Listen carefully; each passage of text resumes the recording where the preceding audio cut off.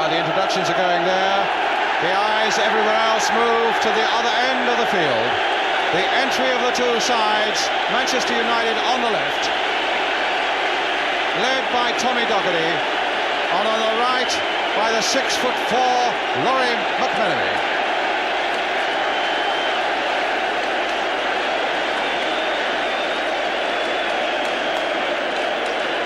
And to those two managers, they must think what a difference a couple of years made. 2 years ago, they were both in sides relegated from the first to the second. Tommy Docherty with Manchester United, Laurie McMenemy, Southampton. But what a game of cruel twists it is, and delightful moments too, because they are both now really back in the limelight again. Peter Rodrigues on the right there.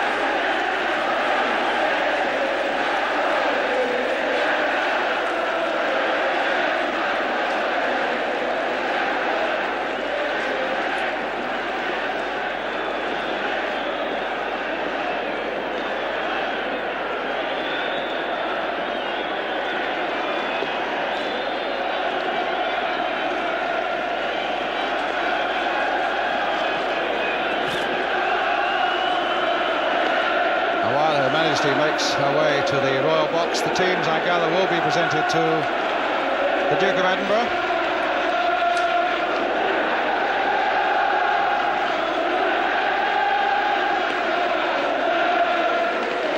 Lou Macari there.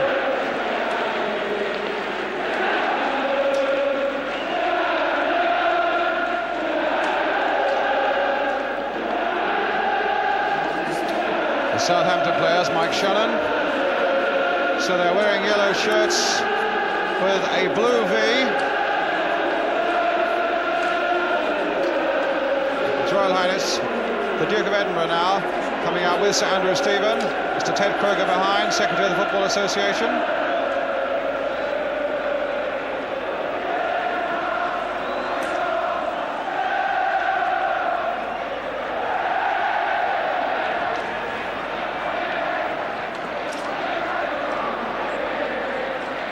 I thought we had the anthems after the introductions of the two teams.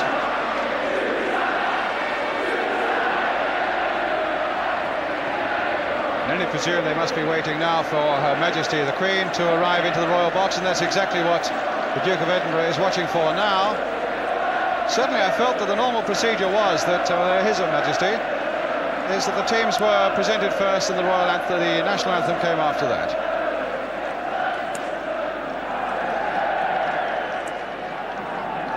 So, the Duke of Edinburgh making sure that all is well in the Royal Box, and now we do have the National Anthem.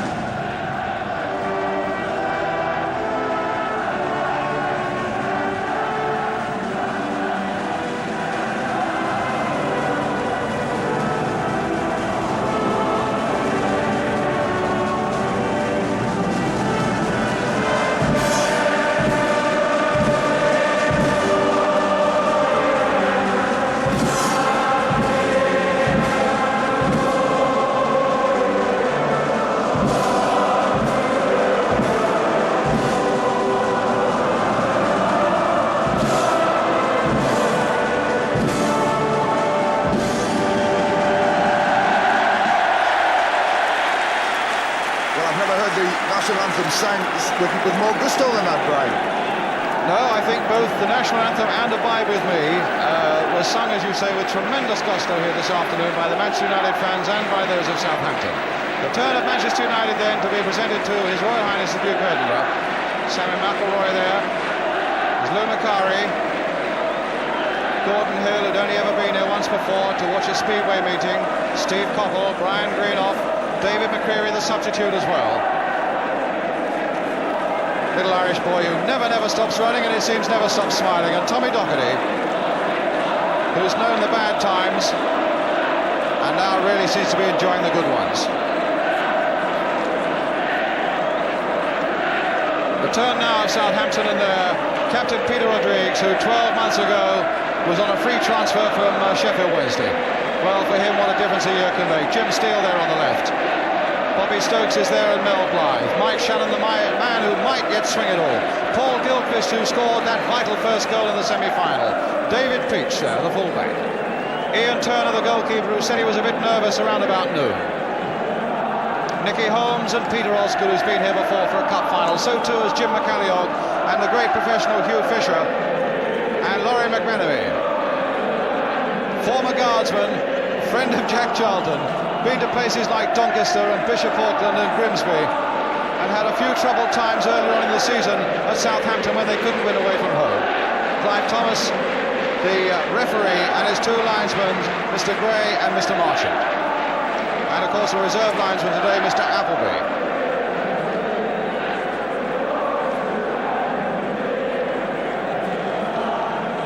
So while His Royal Highness now goes back to the Royal Box to take his seat, both sets of players will be glad indeed that they can at last put all the preliminaries behind them and set about getting the nerves out of their muscles. And in fact Southampton made the first move, in fact, and have gone down to the Southampton end of the field.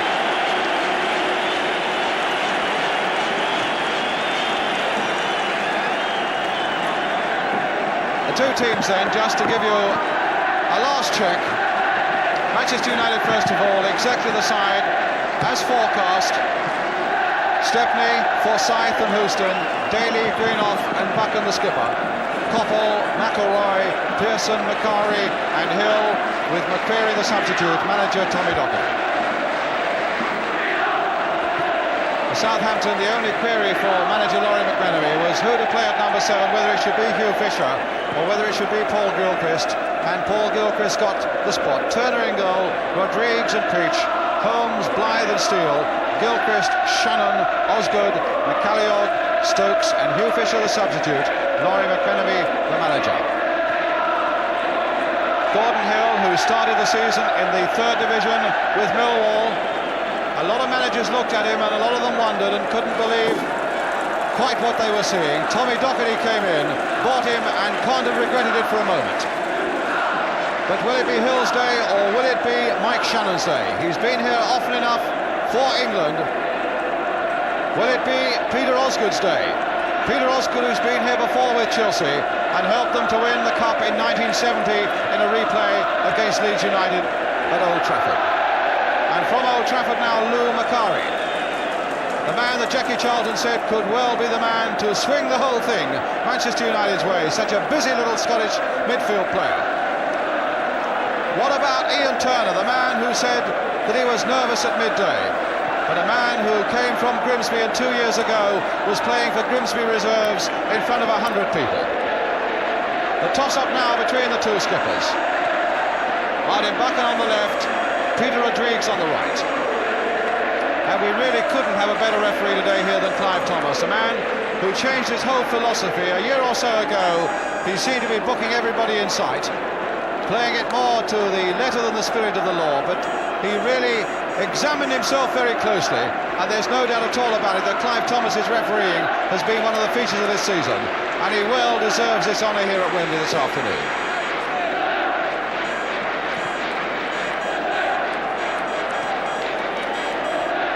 So as we get towards the kick-off time, it's a question really as to whether Southampton now can hold on, as Alex Stock of Fulham was saying last night, can fight and scratch and compete and compete and compete for the first 20 minutes to half an hour of this game to keep Manchester United at bay and then to start build something of their own account. Well, Peter Rodrigues, their skipper, is a man who has got to get them going and keep them going over that critical first 20 minutes. And Laurie McMenemy seems so relaxed. Shaking hands with Tommy Docherty there.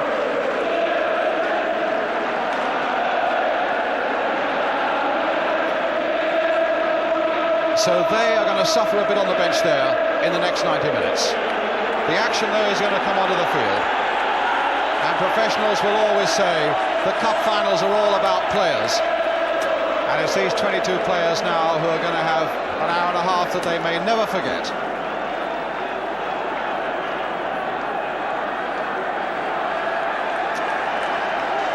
So the man who says we've got to Wembley and now we've got to win it is this man, Mike Shannon.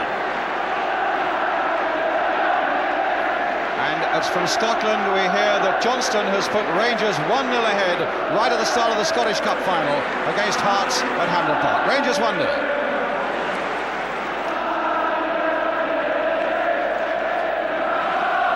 So I wonder what Lou Macari is having a word with Clive Thomas about there. Clearing a point of law? I wonder. I look at the watch. 76 Wembley is almost underway. And now it is, as Manchester United attacking the goal to our right, in red shirts and white shorts, black stockings. Get us away with Southampton in those yellow shirts and blue shorts. Here's Peach. Here's Daly. And now with Stuart Houston. Pearson, Steele sticking right close to him. Trying to play the long ball here towards Shannon, played on nicely by Shannon towards Stokes. But Buchan was in there like a dart for Manchester United. Daly now, trying to get a bit of progress down that right touchline, but Nicky Holmes was there for Southampton, who finished 6th in the second division. Manchester United still with one game to play in the first division, but look destined to finish third. A quiet man in the Southampton side, Nick Holmes.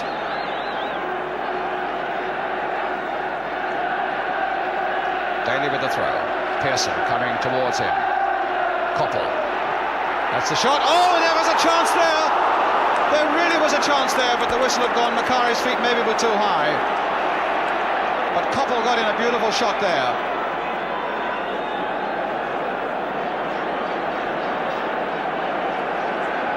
Koppel shot, Turner beating it down. Macari was in there, and his feet were a little high, said Clive Thomas. I thought they were offside, actually. He didn't...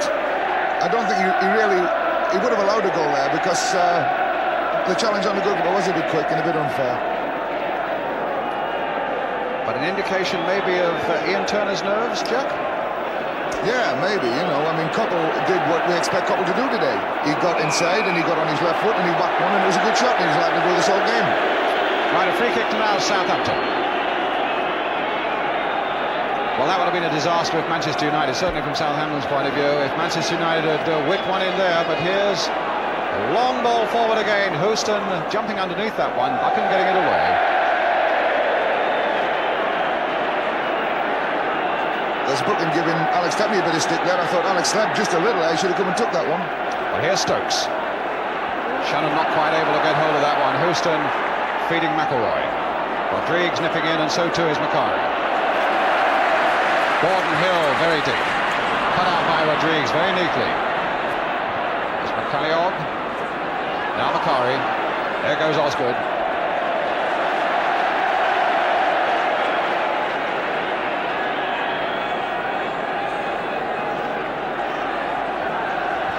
Former Manchester United player. Back to Alex Stepney.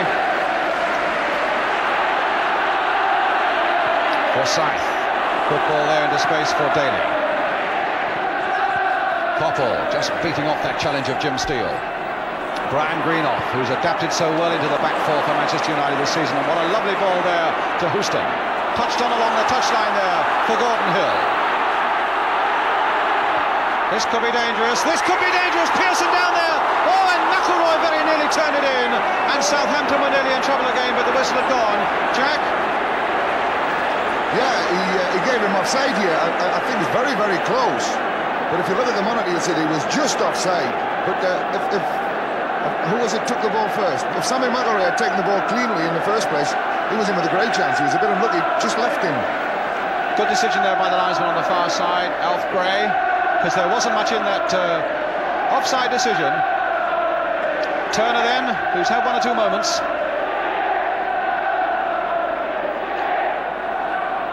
And that must just have a few little worrying moments for Southampton. Must cause one or two little ripples of worry amongst their side that they can be exploited as quickly as that. Pearson.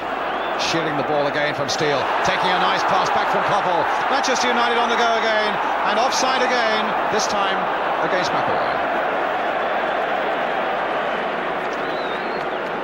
On the two chances they've had there, Brian, the number of people Manchester United have had inside the 6-yard box, never mind the 18-yard box, is phenomenal how they get there and get there so quickly.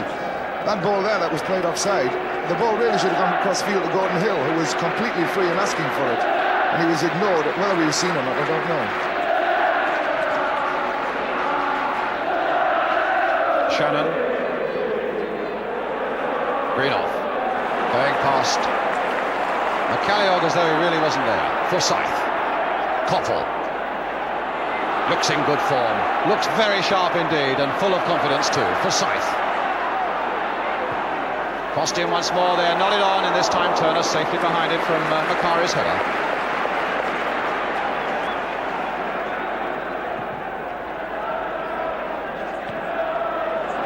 Holmes, good break, brought down, free kick, fouled by Forsyth. Beginning of the season, he would have got booked off Clive Thomas for that, but I think Clive just swallowed it a little bit and said no. He was a little bit late, and I think he was a bit deliberate as well. But a free kick given. David Peach is going to take it. Nick Holmes up there ahead of him. Peach, who scored a penalty and would be the penalty taker for Southampton today. Osgood coming towards this one with a really desperate leap there. Holmes almost had the ball at his feet.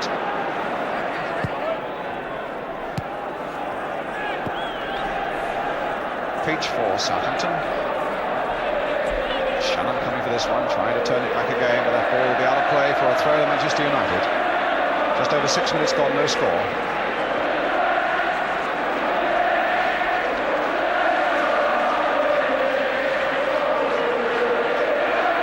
Well, they've taken it from quite the wrong place. Alex Forsyth will have to go back and take it again. No, well, they'll get it taken eventually. It's going to be Daly. And it's with Pearson. Nice play. Daly, nice play. Koppel looks the dangerous man in these early stages. Played through again, but again Southampton, are they playing a good offside trap? They've done it very well up to now, and they've got away with it. But it's a very dicey game to play, especially here at Wembley. But Manchester United are throwing so many people forward that one of them are almost bound to go offside at some time or other. I feel Gordon Hill's taking up some great positions on the left, and they're going through the middle. When they find that he's there and start feeding him, then they're going to cause him a lot more trouble. Instead of playing the ball through their back four, they're going to play it across it. A throw to Southampton.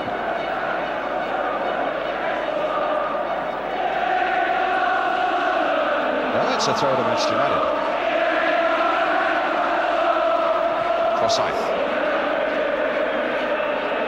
Pearson. Skillfully kept in, but only to the benefit of Jim Steele. Picking up Paul Gilchrist here for Southampton. Played on for Shannon. Buchan thought about passing it back, but Stokes had got in behind him, and Buchan thought better of it. Sammy McAvoy. Brian Greenoff. Koppel. Peach getting in well there. Timed that challenge beautifully, and here's Osgood. Stokes up with him. Offside.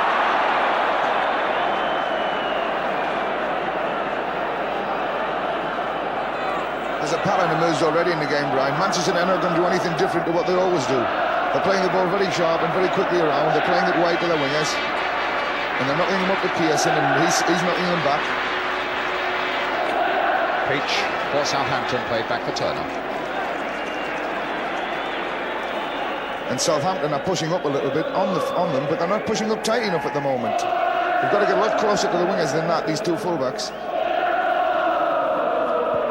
So that's something we must watch. Peach must get close in on Koppel, and Rodrigues on the far side must get close in on Hill. Now here is Koppel now, and you see Peach is about 4 or 5 yards off him. And now this gives Manchester United another chance to break. Macari, though, stopped by Jim Steele. Trying to take on a bit too much, though, and Forsyth is going through. There's a gap there for Forsyth, and there's a shot that's well wide. That was a perfect example, Jack, of how things began once Peach didn't get tight enough on Steve Koppel. This is Malcolm Allison once said to me, it's not what you do when they've got the ball, it's what you do when you've got it.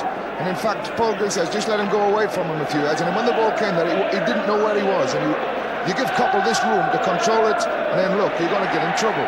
And there's Forsyth with a lot of space, but not a particularly good shot.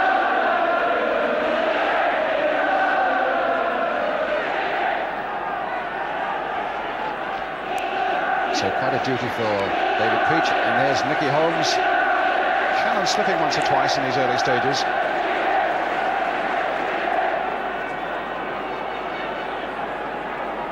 Houston. Offside again, and Pearson a good 3 or 4 yards offside. Play on though, said the referee. Good decision. And now, right at the other end, Mike Shannon caught offside. Well, we've got two sides here playing the offside trap, which, as Jack says, is a dangerous game. But certainly if you play it well, it's a very effective game. It is, but if one thing's going to spoil this cup final, it's going to be exactly this. Because if it's done and done properly the way they're doing it at the moment, they'll stifle all good attacking moves that are starting to build up and happen.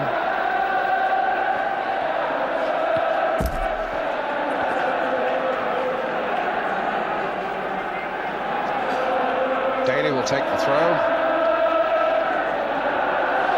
Steele challenging rather high there on Pearson, but he made contact with the ball. It's a throw for Manchester United. Just over 10 minutes gone, no score. Daly. Holmes was in hard. Gilchrist is there quickly. Stokes is trying to battle away there against Forsyth. Linesman flagging on this side, and the referee overruling him. I should think he did. I didn't see anything wrong there at all. Neither did I, Jack.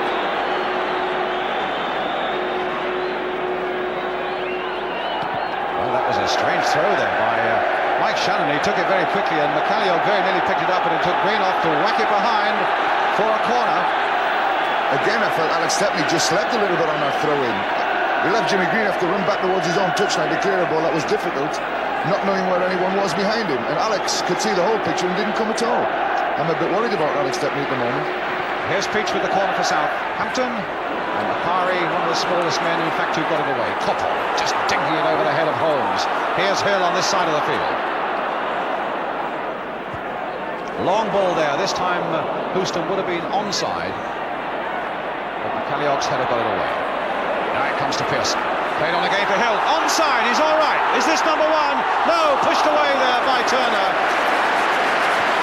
Well, that was one occasion when the offside didn't work. Osgood laying it on now for McCalliog. Houston. And Rodrigues going in there, just nicking it inside for Paul Gilchrist.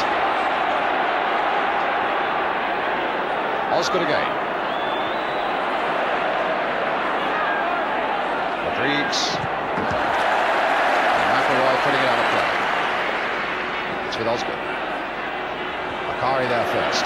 Shannon in hard. Osgood again. Chipped inside again for Nicky Holmes. Played back for Gilchrist. And an offside flag up against Mike Shannon.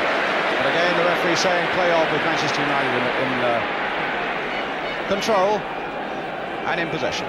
So good work so far by Clive Thomas. He's really keeping this game moving.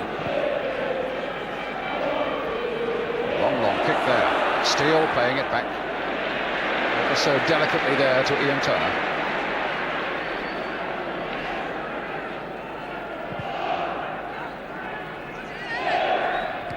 Shannon, Stokes, Holmes. Shannon. Nice reverse ball there. Look at the ground that David Peach has made here. Onto the right foot. Not his best one, but he's got the cross in there again. Shannon nodding it on once more. McCalliog's right in there. Southampton have got players into that area now. And Stepney gathering well. A throw that releases Gordon Hill. Daly is inside him.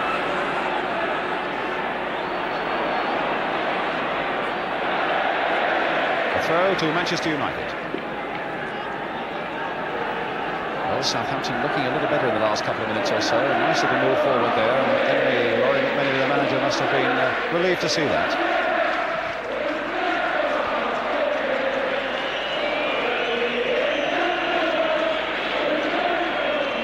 Just coming up to a quarter of an hour gone, still 0-0. The position that Peter Osgood's taken up is a little bit strange for me. He's always been a midfield player, Peter, but today he's playing up on the right-hand side. I don't know what reason this is for. It could cause him a bit of trouble, actually, in the air. Macari now. Houston. That'll come through to McElroy. Blythe is right behind him, and McCalliog got that away. Here is Osgood. Inside for Gilchrist. Shannon going wide on the right. Here's Stokes. Played back again. Nice ball there, and good play here by Southampton. Peach coming up quickly, in a lot of space now for Southampton. Letting one drive off Alex Forsyth. Behind for the corner. Interesting the amount of space they had there, and it's just moved Jack. Just a little bit unbalanced, Manchester there, and it's happened 2 or 3 times. The space seems to be occurring for Southampton down this left-hand side. Unfortunately for them, it's not. They haven't got Mike Shannon in there to use his pace in it. Paul Gisrate isn't the paciest of players. Peach with the corner. Osgood there with a header over the top. As I was saying before, Peter Osgood is taking these positions up wide on the right, and he's very good in the air, and if he can get in behind, he's going to cause Manchester a little bit of problem there. Couldn't quite get above it. No, but it was a good header. It could have dropped in the far side as easy as over the bar. Stepney with the kick for Manchester United. And after those early flurries, the game a little more evenly poised. Those early flurries of Manchester United. McCalliog to Osgood. Nobody there. Only Forsyth for Manchester United. Now Steve Coppell.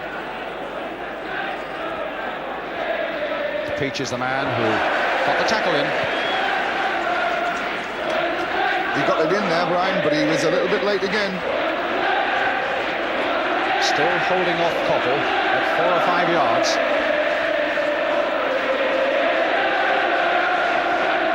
Pearson. Nice touch again. Daly right up. And Coppell right up. And Peach closing quickly enough. And a goal kick there.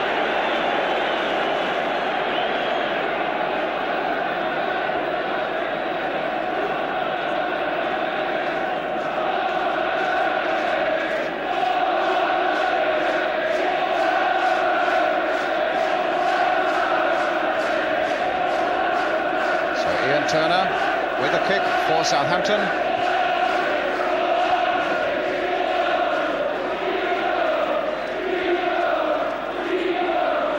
Stokes. Gilchrist. That's not a bad ball if Rodrigues can pick it up.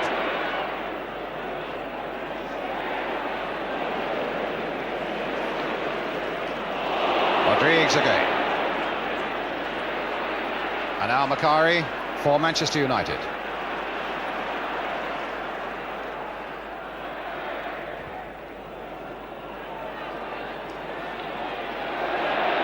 Now Osgood. Well, he went a long way back and lost it. And here's McElroy. It's still not away yet. Osgood very, very deep there. Passing it back to Turner. And that could easily have fallen for McElroy.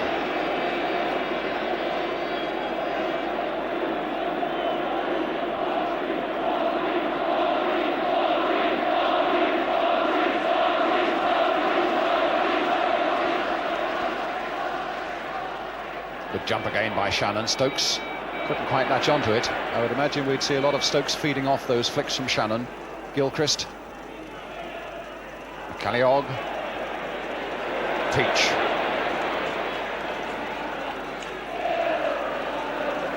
Well, Coffer got the better of him there.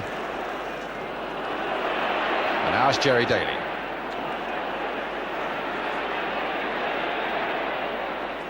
Poston. Space over there.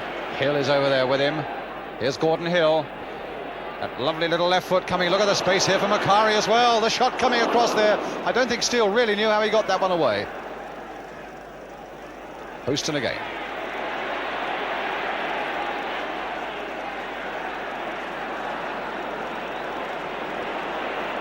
Macari. Blythe stopped that one going in. But a throw to Manchester United. What a tremendously gifted lad this Gordon Hill is. Tremendous balance and poise. To think that he started the season in the 3rd division with Millwall. Here he is at Wembley now with his throw for Manchester United. And a good long throw as well. Blythe going in there. Macari going in there. Well-timed jump there by Macari. Jim Steele. Again, Macari losing that one in the air to McCalliog. McCalliog completely miscuing there as well. McElroy. Well, it's a bit muddled at the moment. But now, can McElroy do something about it? No, because it's lifted high into the stand by Mel Blythe. So a throw to Manchester United. Just coming up to 20 minutes gone. Manchester United 0, Southampton 0. Gordon Hill's long throw. Mel Blythe's header. Paul Gilchrist. Long ball forward for Mick Shannon. Sort of ball that he enjoys getting, but really didn't have quite enough room on that far side. Not seen any Shannon runs yet, Jack. No, that was the one he needed. He just got a yard short on that one. If he'd been able to knock it forward, he was clear. And then he needs to catch him. Shannon back for McCalliog. Osgood's header. Obviously, Laurie's told Peter to get in there and look for the balls that are going to be knocked in the box in the air, because they do lack a bit of height and a bit of strength there, Manchester United, and he's just allowed to solve it for him.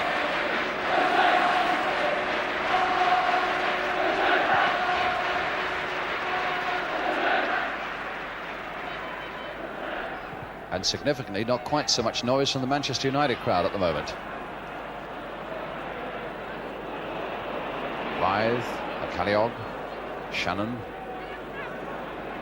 But now there might be, as Pearson tries to get hold of this one and succeeds in doing so, but I think he's taken a knock as he got to it, but Blythe got up.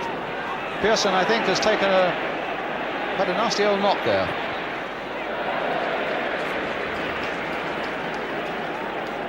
It's that right thigh of his, and it's his first game for something like 3 weeks. That'll be a terrible blow for Manchester United. David McCreary, their substitute, already beginning to warm up as a precaution on the far side. There's David McCreary. But I imagine Stuart Pearson would take an awful lot of persuading to walk off this field, unless he really has to this afternoon. It's Macari at the moment with some delicate skills. Good safe header away, though, by Rodrigues, and Greenoff turning it into touch. A drop kick back from Tommy Doherty.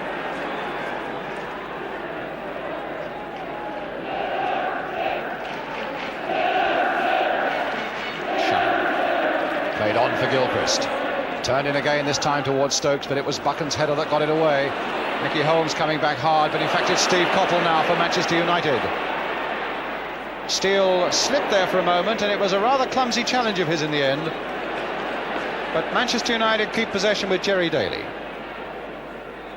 Halfway through the first half, still no score. Played the ball quite fairly. McCalliog, the long ball forward, that's the one Shannon likes. And the crowd were rising to it. They knew what to expect, and so too did Buchan.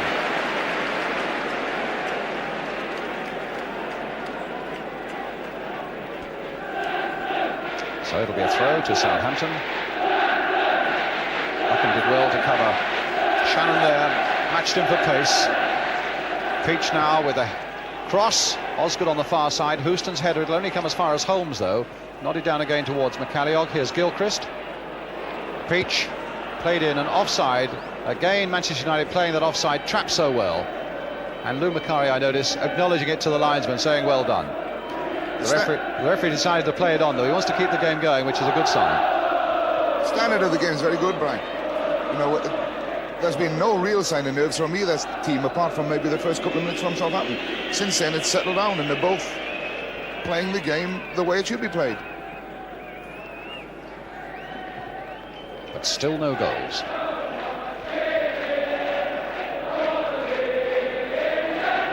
Now Gilchrist. Osgood and Shannon are both in the middle. Stokes is making a run as well. Oh, a little back heel and a little step forward again this time. And Manchester United again coolly getting themselves out of trouble in the end with Greenoff and now Forsyth.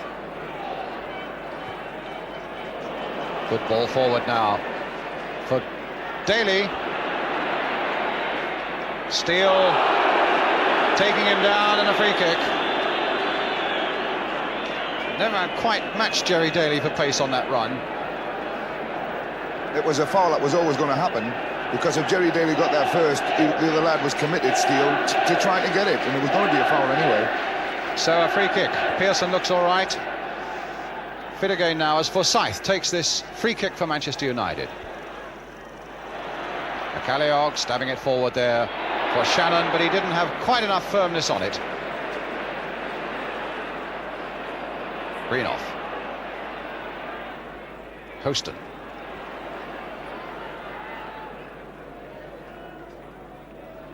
Back for Martin Buchan. Lofted forward again and offside.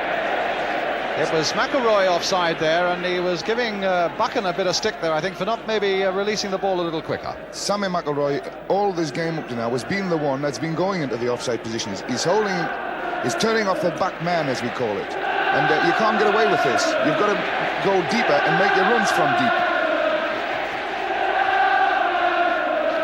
Another burst of shouting from the United fans. And it's United in possession again with Buchan. Forsyth. Southampton have weathered the first vital 25 minutes, which so many people felt would be so important to them. But now it's Koppel trying to get away from Holmes, and a free kick given to Manchester United right on the corner of that penalty area. Koppel brought down by Holmes.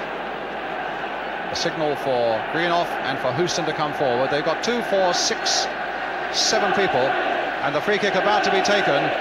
That was it. And here's Alex Forsyth with the free kick. Driven low, hit against Shannon. Played for Hill. McCalliog getting it away. Buchan isolated there. Houston in for Buchan.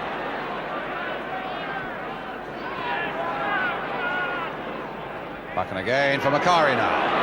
Oh, he's gone past Blythe. He turns it back there for Daly, and somehow that was knocked away by a combination of defender and goalkeeper. But here's Gordon Hill. A back heel and a beautiful one there for Scythe. Turned in first time, and Gilchrist taking no chances at all. Lovely play there by That was the best bit of quality we've seen in the game. It was all there. Good passing, good running. Lou Macari stealing through in an inside left position to get himself clear. Lay a beautiful ball back that really had goal written all over it. Well, here's the corner. Filled in once more. Turner jumping for it, only pawing it away, and it took the right foot of David Peach to get it right away for Southampton. It's nice to see Clive allowing a bit of challenge on the goalkeeper. Most referees nowadays blow the whistle as soon as anyone breathes on him. No, he's been one of the stars of the afternoon so far.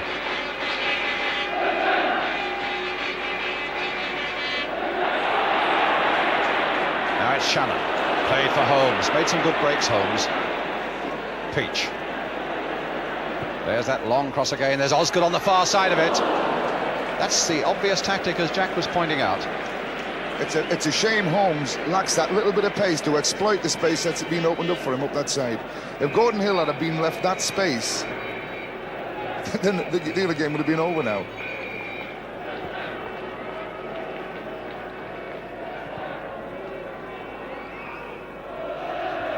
Blythe.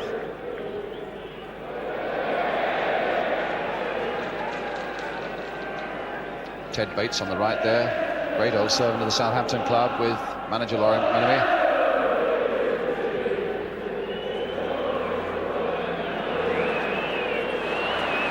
Now another break from United. It's Sammy McElroy.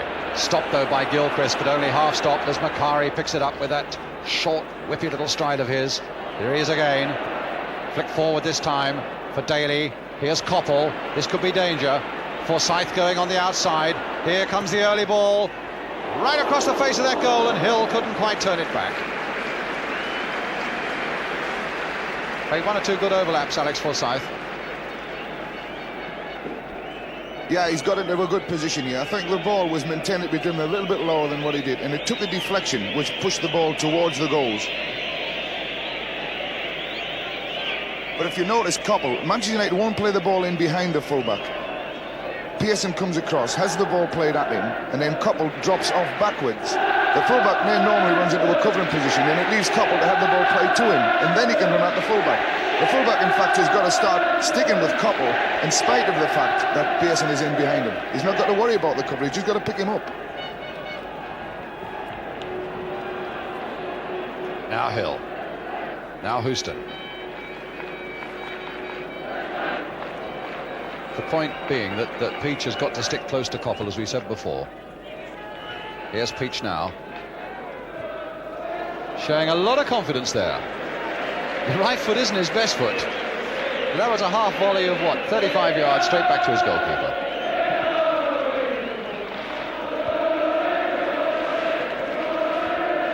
McCalliog, Stokes, touching it nicely. Here's Holmes, as Jack says, lacking just that half a yard of pace to get away. Now McCalliog, chance really, and to line everything up and indeed to call people towards him, and then really made quite a hash of it. Been here for a cup final before, 10 years ago for Sheffield Wednesday, when they lost to Everton.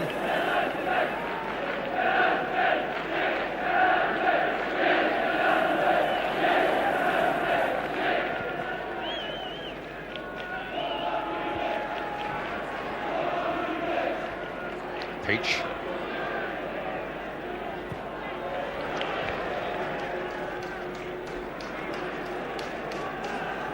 Half an hour gone, Manchester United 0, Southampton 0. We haven't had the early goal then, Brian. No, we've had the 30 minutes that Southampton we felt would need to hold Manchester United. That's gone by, and so far no disasters for the underdogs. But here come Manchester United again through their skipper Martin Buchan, but it was Mike Shannon right back to turn it back to his goalkeeper Ian Turner.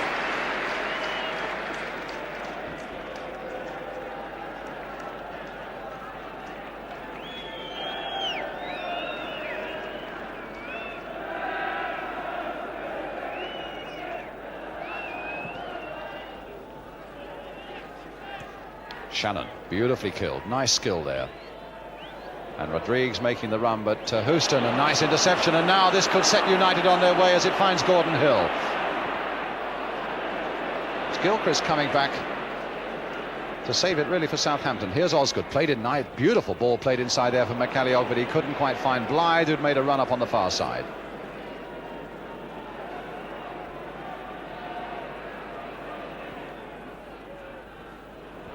Still Southampton with Bobby Stokes now. Here's Shannon. Oh, and it might come to him again. It might come to Osgood again. It might still come to Osgood. Trying to turn it, but the whistle had gone. Well, a few peppery moments there for Manchester United. The ball just didn't come clean to him. It went to Shannon first, didn't come clean to him. And it went to Osgood and didn't go clean to him either. And you know what would have happened if it had? Oh, yeah, well, Peter, especially in that position, he doesn't miss him. Koppel now. Peach sticking a bit closer that time. Daly with Manchester United's throw. Pearson. Daly. Oh, this looks dangerous. Oh, and he's curled right across there, Rodrigues. Oh, and it must have seemed an eternity before Turner got there to get on the ball before Gordon Hill came in. I bet Peter thought he had done it all wrong there. But it's McCalliog now for Southampton. The long ball forward, exactly right for Shannon. Oh, and he very nearly made it. Mike Shannon there, he cannot believe that didn't go to the back of the net, because that caught Alex Stepney's boot. From behind we see it. There we are, just catching Stepney's left boot. We said before the game, Alec is tremendous at narrowing angles, and he narrowed that one right down. And probably the hardest part of the field to narrow it, with someone coming right through the middle. But he did it, and he did it very, very well. It should have been a goal. But you put that down to good goalkeeping and not lucky goalkeeping, Jack. Now it's Daly.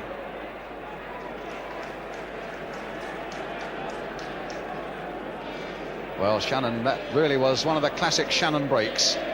It didn't really bounce quite the way he wanted to bounce, but then in the end, at least enabled him to get a shot in. I thought he had the time, Brian, and he didn't do it very well. Pearson, Daly. And now Forsyth. And now Daly. Here's Forsyth again. Jerry Daly. Forsyth. Doing a little bit of hustling here, Southampton, but the ball eventually goes in there over the heads of them all. Goal kick. I think my man of the match up to now has been Jerry Daly, in fact. He's had a really good game. He's supported everything, he's worked at the back, and he's got into some good positions inside their box for through balls and things, and he's really looked a good player. And he cost £12,000 when he came to Manchester United from Bohemians, the Republic of Ireland side. Tremendous player. Rodrigues, the long ball forward. Buchan's header away. Gilchrist, in fact, obstructed by the referee. Houston, the long ball forward. Pearson's darting after this one. Steele is there to police him. It's got to be a corner. So now Manchester United bring them forward again. Houston's coming forward. Forsyth is coming forward. Sammy McElroy with that corner. Floated in once more. And some pushing there, presumably by Macari. He's an amazing little lad, Lou. He gets in there and he competes in the air. He must only be about 5'2", but there's no balls in there that he can't get in the air. The determination that he shows is a credit to the game, actually, for a little fella. And there was a signal, I think, you probably caught the last bit of it, from Macari to the Manchester United fans to get cheering a bit more.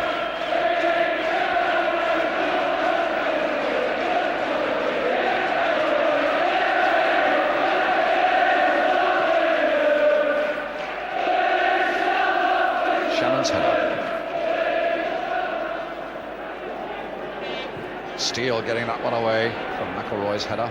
Greenhoff. Gilchrist. Stokes. McCalliog. On this side is Peach if he can reach him.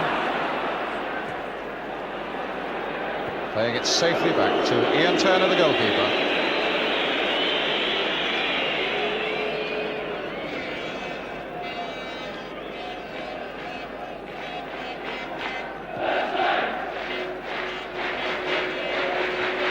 Houston winning that from Shannon in the air. Mel Bly just touching it to his skipper, Peter Rodrigues. About 8 minutes to go to half-time.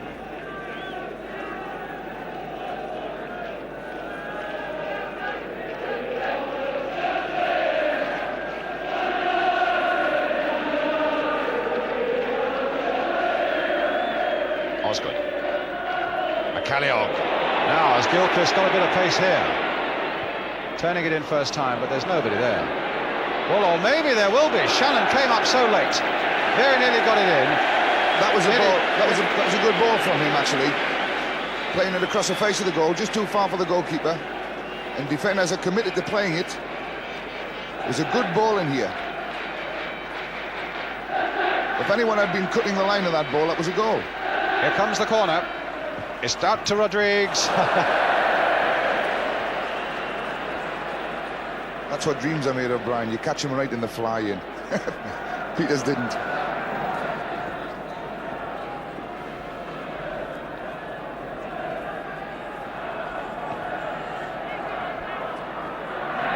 Martin Buchan. Stuart Houston.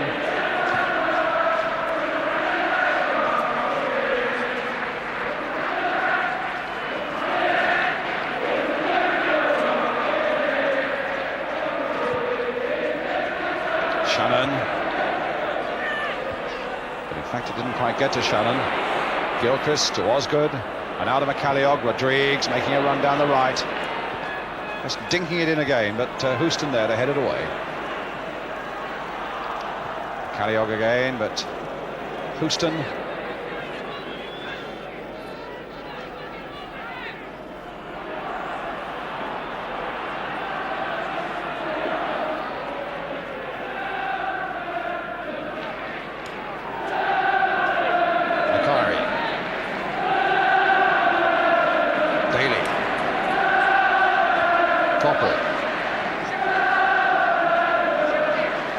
Past Peach. Shannon's the next man he's got to take on. And Shannon. Good piece of timing. Daly nicking that in first time. Pearson with the header. McElroy's right in there too. Gilchrist only getting it half away. Here's Forsyth. Macari. Forsyth. Chipped in once more towards Gordon Hill. Peach. Played to Shannon with a good deal of confidence. Shannon for Osgood. A touchback this time for McCalliog. No, that'll never, ever reach Bobby Stokes. Instead, it's with Martin Buchan. And now United have got everybody bar Alex Stepney in the Southampton half of the field. Linesman flagging for a free kick to Manchester United. The referee agreeing. 5 minutes to go to half-time. Stuart Houston with the kick for Manchester United. Played short to Gordon Hill. Played back, just look at the pace, or the space rather, there for Houston, although he couldn't quite reach it. Are you as confident about Manchester United winning as you were before the start? Yes, I am. They've only had one moment of anxiety at the back, really, and that was when Mike Shannon got clear. The rest of the time, it's been Manchester United have looked like they could score really at any time. They've had some good chances, got some good positions, and the ball just hasn't gone for them correctly yet. But I still go along with Manchester United. They still got the quality in this game at the moment.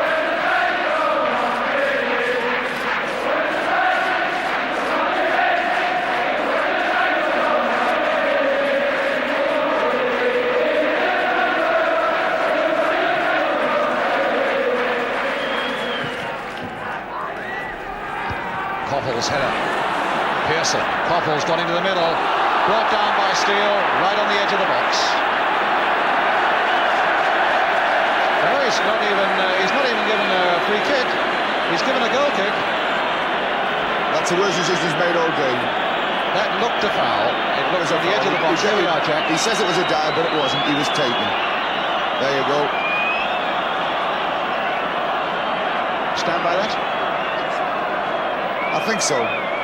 He was just knocked off balance at a time when the player, he was played, in fact. The ball wasn't played, he was played. Just enough to knock him off balance. It was a foul.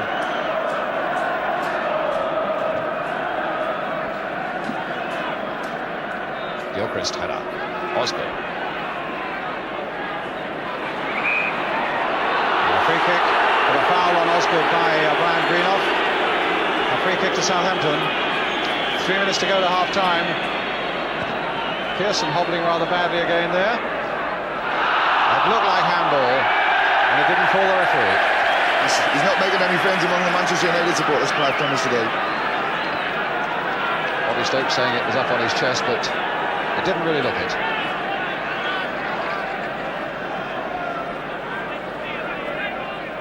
And Pearson still in a bit of trouble there, Jack. Yeah, I don't know if it's from the earlier injury or that one. He got over the first one okay. I should imagine he got over this one as well. That was rather a wild, yes. And Tommy Doherty a bit upset, I think, with that challenge by Peter Rodrigues on Lou Macari. Rodrigues saying that I was a good foot away from him. And Tommy Cavan, I notice, having a word with Peter Rodrigues, the United trainer. Now a Southampton player down.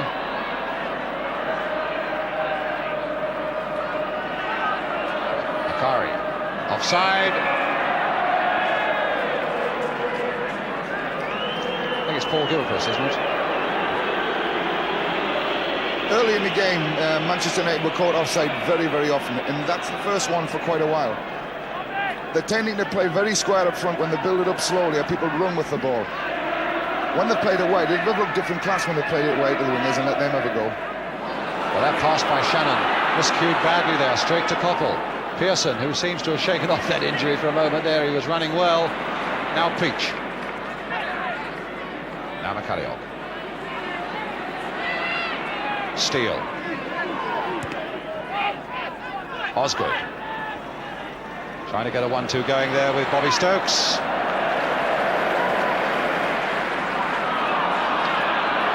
Last minute of the first half.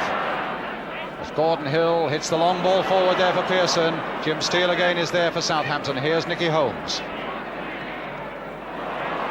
Rodrigues just touching it again for Holmes. Gilchrist. McCalliog. Peach. Again hit towards Gilchrist this time. Osgood, or rather Shannon, was on the far side. Here's McCalliog. My goodness, he drove that one, but he drove it straight at a United defender. And a chance now for a counter break from Manchester United. Coppell now. Again past Peach. Holmes covering in behind him. Steele in behind Holmes. Brought down this time, and it is a free kick.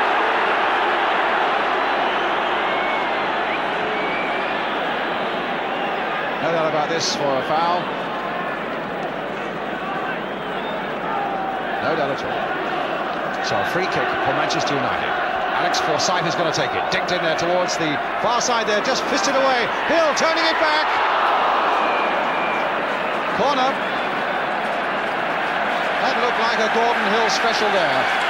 But the whistle goes for half-time. There we see it again. Fisted away.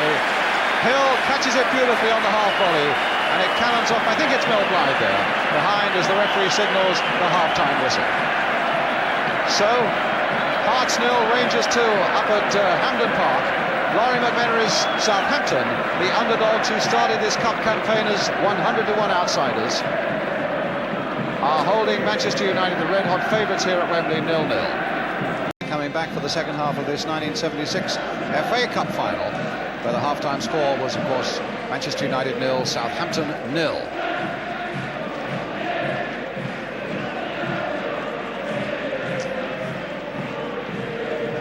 Stepney there, who made that one very good save from Mike Shannon, giving the benefit of his considerable experience to Gordon Hill. Alex Stepney, who's been 10 years at Old Trafford now. He joined them from Chelsea. In fact, I suppose if you can pin one save down to his name, it's a save he made in this stadium when Manchester United won the European Cup Final in 1968. A tremendous save from Alex Stepney from the shooting of Eusebio of Benfica.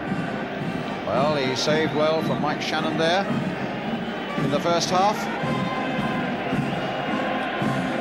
And what we've got to look out for, obviously, is, as Don Reevy was saying at half-time, to see whether Southampton go on attacking Manchester United, which is a very bold gamble indeed.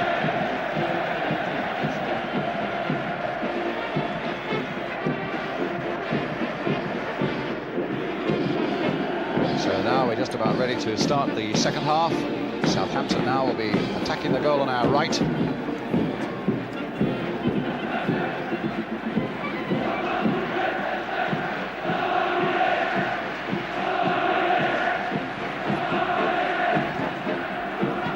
So Tommy Docherty back, Laurie McMenary behind him.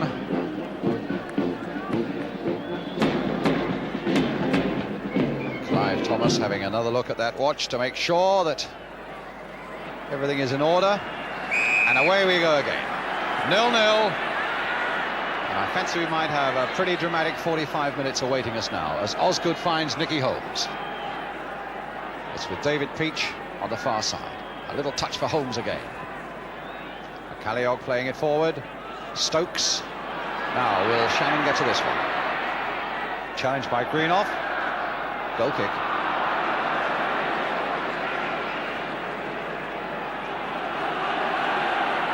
Forsyth to Coppell. Forsyth. Hill, a beautiful ball there. Gilchrist holding off just a moment. Nicking it through there for Pearson. Played on now towards McElroy. Houston backing up well. A slight misunderstanding there, allowing Bobby Stokes to get in even at the expense of a corner. United now playing towards their own supporters. Bakari coming up, Osgood going back. Corner going in, Houston didn't quite get a touch to it. It's with Jerry Daly now. Alex Forsyth to Brian Greenoff. Went up for the corner and has stayed up there. Coppell getting that cross in, but way behind the Southampton goal. And the goal kick to Southampton.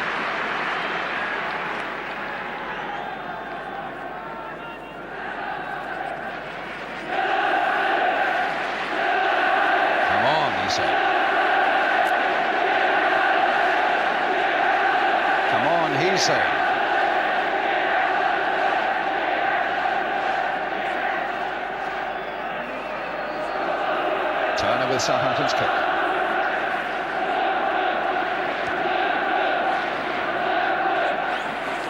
Now Gordon Hill. Pearson playing it back again for McElroy.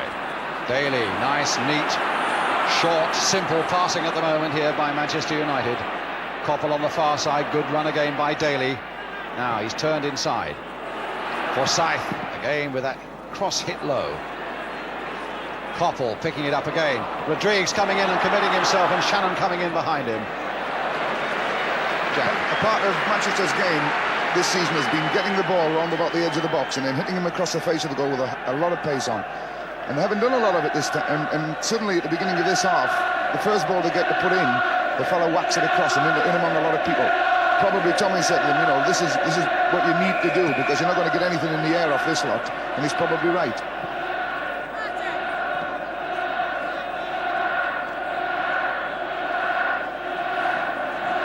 And if you'd been Laurie McMenemy, Jack, what would you have been saying to Southampton?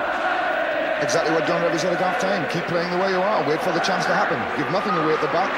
Challenge for every ball. Keep chasing and hope that the break goes your way. And he might be right. It might. Houston. Stokes. McCalliog. Shannon. There's the cross coming in again towards Peter Osgood. No, it'll come instead for Nicky Holmes. Touch on again. No. Lost his way a little bit there. His intention was to try and feed Osgood again. It's now with David Peach for Southampton. McCalliog playing it forward, and they just didn't come back quickly enough. Laurie said to me a week or two ago that he had a good team, and I hadn't seen them this year at all. And they certainly impressed me, Southampton. They certainly look a better team than I thought they were going to be. They're playing a lot better than they did in the semi-final, Jack, without any doubt at all. But clearly a side that's gone to Aston Villa and won convincingly in a replay, and gone to West Bromwich Albion and won in a replay. They've got something about them. Calm down, says Laurie McMenemy. Keep playing the way you are. Ted Bates on the right of him as we looked at it. Pearson. Daly. And stopped, but only half stopped by Peach. Oh, a lovely bit of skill there, though, by Steele. Osgood, a nice bit of skill as well. And there's another of these Shannon runs. Button's a man with him, and Shannon trying to get round inside him, but Buchan stuck to that job well. Possibly the first time we've mentioned Martin Buchan. He's been very steady throughout the game, and he hasn't made a mistake yet. And he's looked for those runs from Shannon and cut most of them out, and he's done it very well.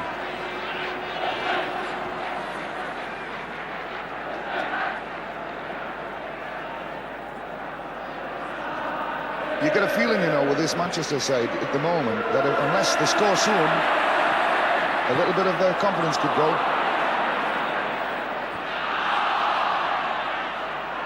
A throw to Southampton. It's the first concession you've made, Jack. You felt very strongly for Manchester United. Yeah, but they're, I think they've done enough to score, and they haven't done it yet. And because of this, you know, Southampton, the longer the game goes, without giving a goal away, and they'll feel they're still in with a chance. Well, here's Stokes now, finding Shannon. 1 against 1 as he attacks Stuart Houston. Being forced though across the face of that area, and there were plenty of Man United defenders lined up there. Shannon then going in on the back. He went the wrong way there, McShannon. He went to Stuart Houston and went on the inside onto his left side. I thought he should have gone straight in and gone on his right into the box. Forsyth.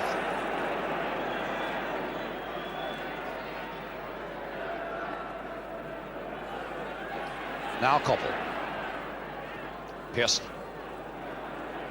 Daly. Makari. Koppel.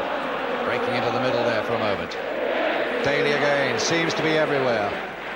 Well, I don't think he intended that, but it found Makari.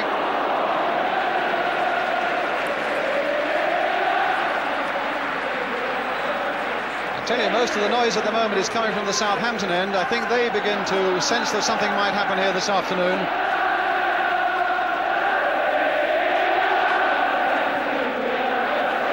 That tells its own story.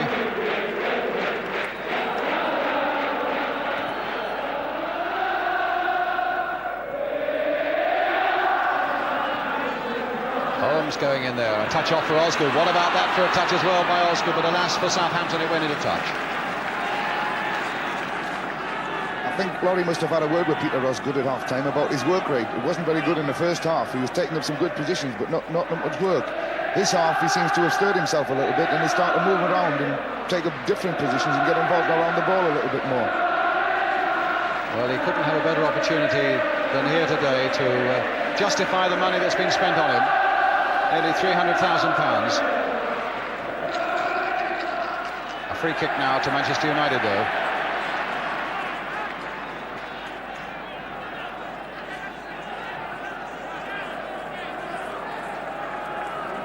Forsyth,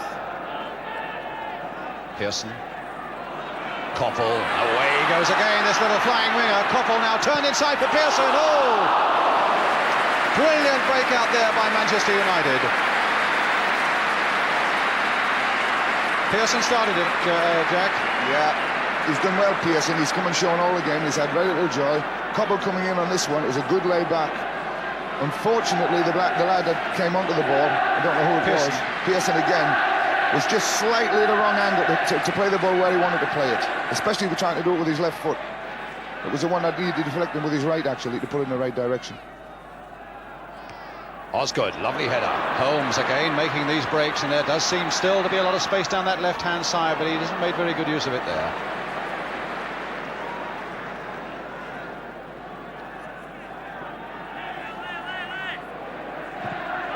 Going up towards Pearson again. Does have this great facility, Jack, for shielding the ball all the time. Pearson denying Jim Steele. He backs into people. Now a run by Shannon again. Sorry, I interrupted you, Jack. He backs into people very well. Good at holding balls off, laying them back for people to come and support him. And this is one of Manchester United's best ploys. They get people up to support Stuart Pearson very, very quickly. So that they give him a target to hit, just to lay the ball gently down to for people to come on and take forward.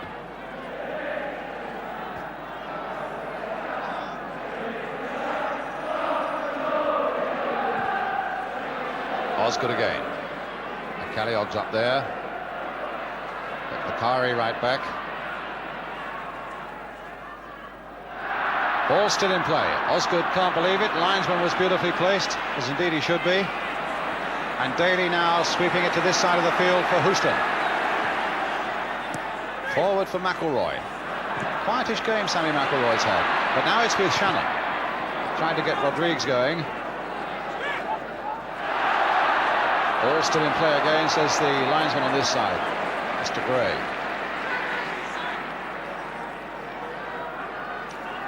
Martin Buchan. Macari.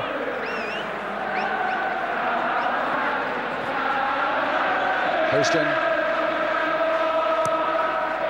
Trying to play it forward again, but Blythe was there for Southampton. Oh, that was a rather crude challenge there, I thought, by Stokes on Macari. Forsyth.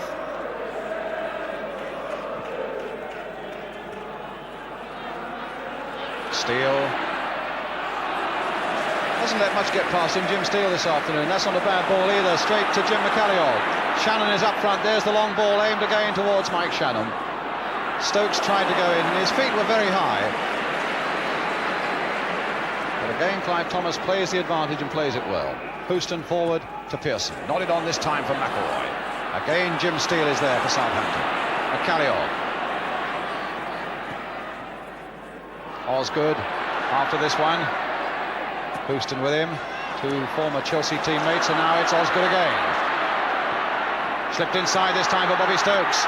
Slipped inside this time for Holmes. They weren't far from getting a very clear opening there for a chance for Holmes to have a shot on goal.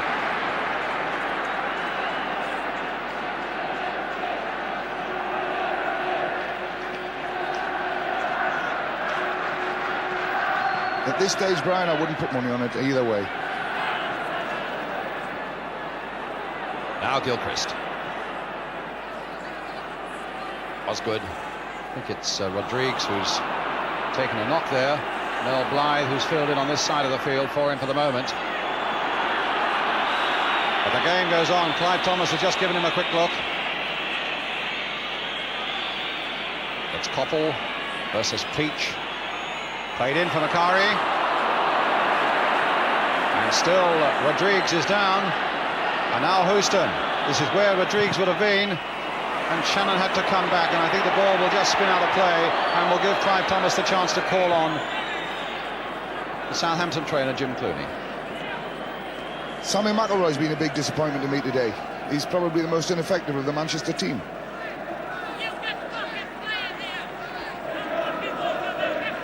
Well, somebody putting some boots on there. Hugh Fisher, by the look of it. The substitute.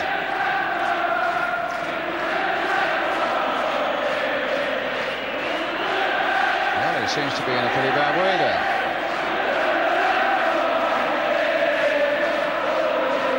Just behind the left ear, he's caught a clout.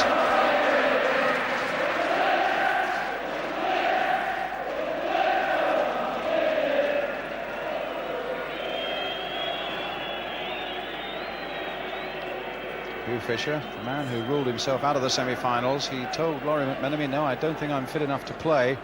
Paul Gilchrist got his chance and scored an opening vital goal. And the great unselfish act there of Hugh Fisher might well have denied him a Wembley place as well. Well, I'm glad to say from Southampton's point of view, with water all over his hair and his face, that Peter Rodrigues, their skipper, is all right to continue. Not sure he quite knows where he is at the moment.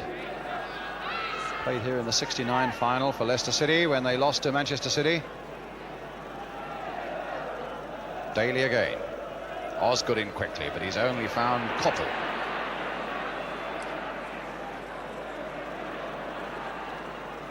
Holmes touching it away there towards Stokes. Brian Greenough got that back in though. Macari being forced out. Here's Houston. Curled in once more. This might come yet. Steele has fallen, and somehow he's got it away. Brian Greenough right in there, and in the end, it was McCalliog who put it behind for the corner. I think everyone stopped for a handball there. They thought it was a handball, but it wasn't. Now it cost them dear. Rodrigues is still in trouble too at that. You can probably see on the left-hand side there, it's still crouching down, but there's the ball going in across the face of the goal. Nodded down against the crossbar there by Sammy McIlroy, the nearest we've had to a goal. Here we come again. Nodded backward now. Watch McIlroy against the crossbar. Rodrigues falling to the ground.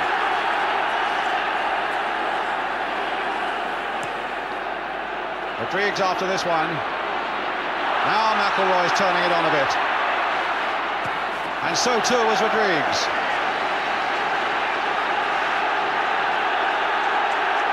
The flags are out from Old Trafford now. Again, swung back Manchester's way a little bit in the last 5 minutes. So delicately balanced, Jack, that it needed just one thing to make you feel that it would go United's way again. And that's the way their fans are feeling at the moment as Sammy McIlroy now takes this corner. Houston is up again. 2, 4, 6 men up for Manchester United. Curled in there. Holmes got the header. Now it'll come for Gordon Hill, just where he loves to hit them, but not like that.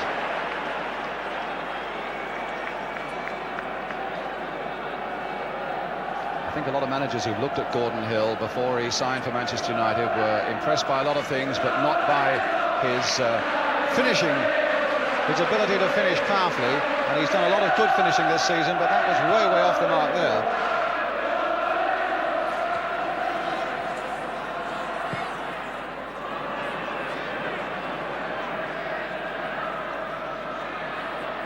A throw to Manchester United. We're a quarter of an hour into the second half now. There hasn't been a mistake yet, Brian, by anyone at the back in defence that has caused any concern at all. Maybe that's the way this game's going to swing.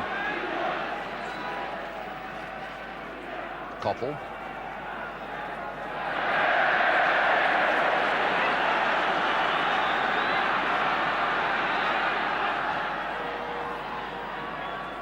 Well, Peach gave that one away to Koppel. Holmes is after him, though. Did well, Nick Holmes there. McCalliog. Steele in first. Daly only half stopped by Gilchrist, and McIlroy obstructed by Peach. Free kick to Manchester United.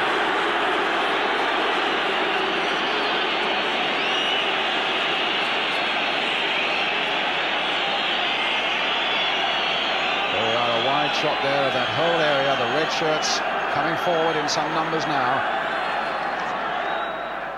It's with Koppel, with Forsyth going outside him.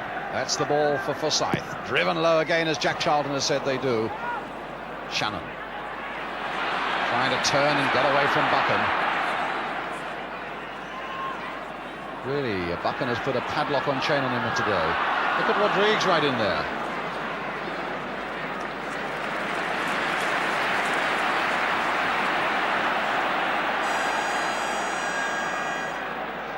Well, Manchester United overall have got the younger legs. It's a very experienced Southampton side with a few veterans in it. And I wonder, the longer this game goes on, just how well they'll be able to withstand this pace.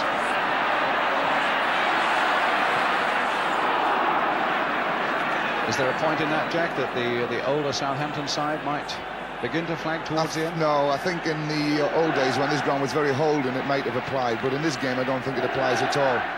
They're not that old, you know.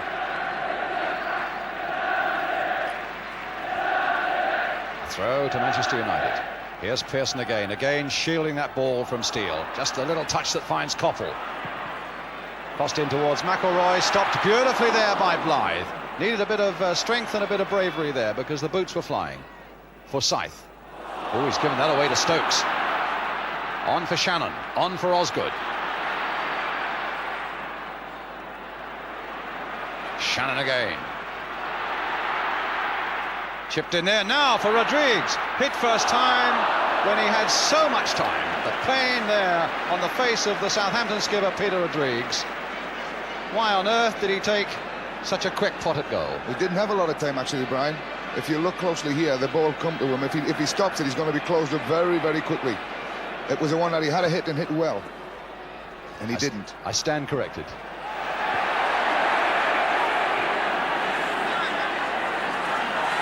Well, it's a throw. And Gordon Hill being spoken to by referee Clive Thomas there. There's obviously been a clash between Gordon Hill and Paul Gilchrist. Paul Gilchrist, in fact, has marked Gordon Hill for most of the game, and Rodrigues has been left free at the back. I think with the idea that he could come forward now and again when he felt like it. Macari's ball to Koppel. Jerry Daly. Forsyth. Greenoff coming up, and look at the space there for him. Slip forward again. Might be it, but it's not, as Blythe hooked that one away to Shannon. Here's Stokes. Shannon's outside him. That's the ball. McCalliog's inside him. And that's the ball. Back for Shannon again. Back for Shannon again. Hit! Brilliant piece of play by Shannon. He even got a bit of curl on that as well, but it was just a yard too high. Jack. It's a good one of Mick Shannon's good points. Going with a bit of acceleration across the box and hitting balls on the run. He just got it too well. They could have done with a little bit less.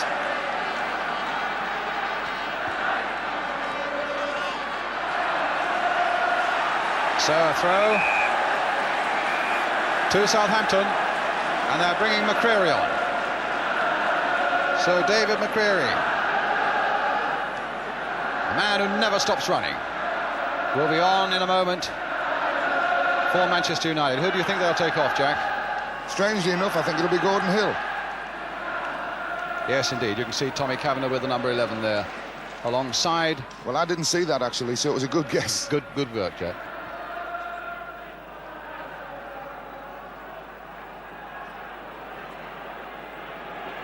Greenoff.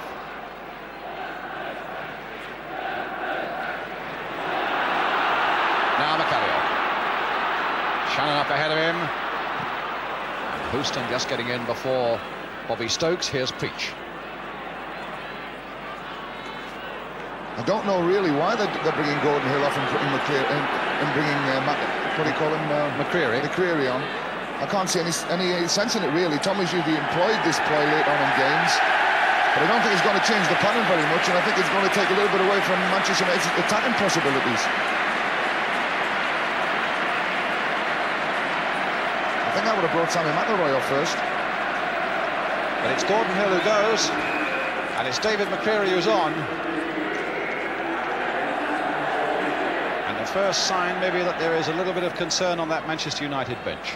But something has got to be done. Gilchrist now going for this one. Challenging hard, but losing it in the end to McElroy, and here's Houston. McElroy. First touch for McCreary.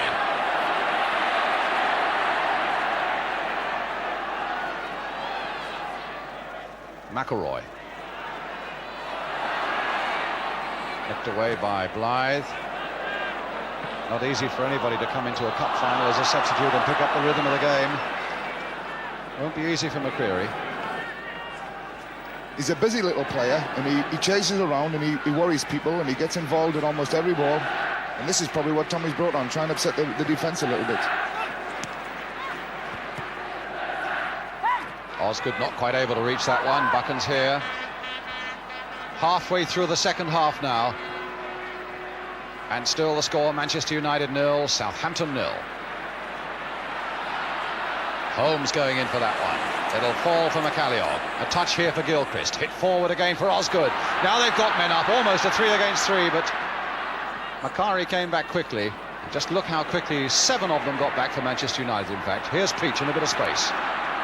The long cross in again towards Peter Osgood. Osgood's header. Shannon won't get there, and Greenough had to turn it behind. There seems to be a bit of pressure on the faces of those Manchester United players now. Long cross, won well by Osgood there. And Greenough turning it away. So David Peach again with the corner. Osgood and Shannon right in there once more. Holmes is at the near post. Still not very far away. Gilchrist with the header. Houston with the header clear. Here's Pearson. Touch there for Brian Greenough. Forward now for Macari. Now a chance for United to break. For Scythe. Creary on the far side, the substitute.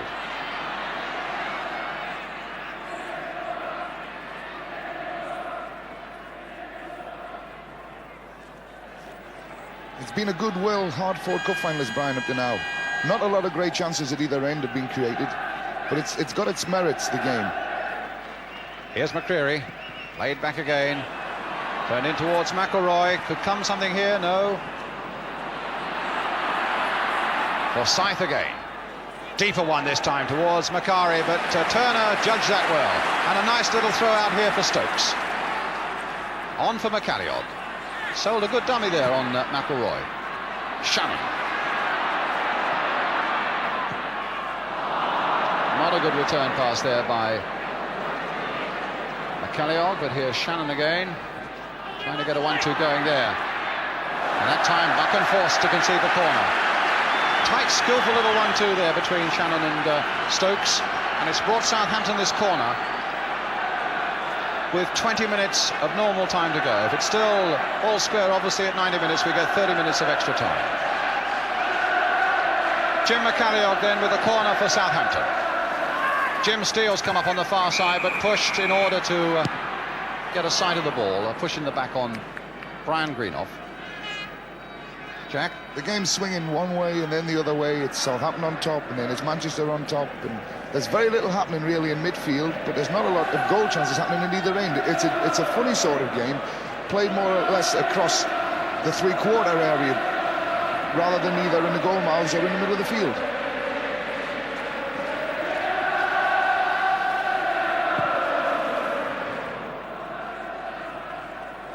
McCreary. Koppel. Daly. Koppel again for Scythe, making a run on the outside, but it was a dummy run. There's Koppel's cross. Really wasn't a very good one.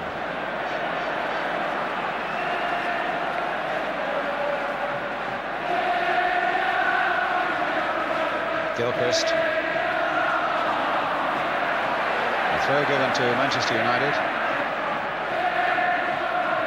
Lou Macari patiently waits for it. Pearson then shielding that ball, just flicking it wide there towards Macari, but Gilchrist again read that situation so well for Southampton.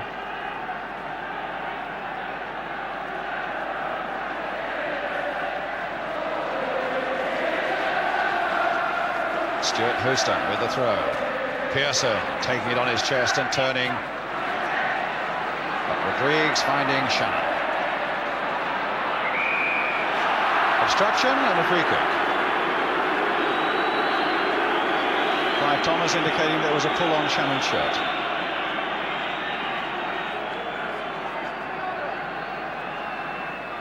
Rodrigues with a kick. Hit towards Peter Osgood. McCalliog. Or rather Stokes now. McCalliog to Peach. Chipped in again towards Stokes. McCalliog playing it forward again towards Nick Holmes. Stokes with a shot. Wasn't far off the mark. Suddenly you get the feeling, Brian, that Southampton are no longer afraid of Manchester United at all. And they're just going to play the there game by Holmes, and a nice touch there by Stokes, but wide.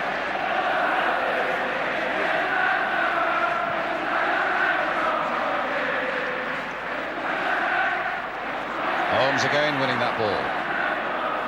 Coppell, past Peach, McCreary, a touch for Coppell again. Two Southampton players converging on him though, and it's Bobby Stokes with a touch to find Nick Holmes, and a throw to Manchester United.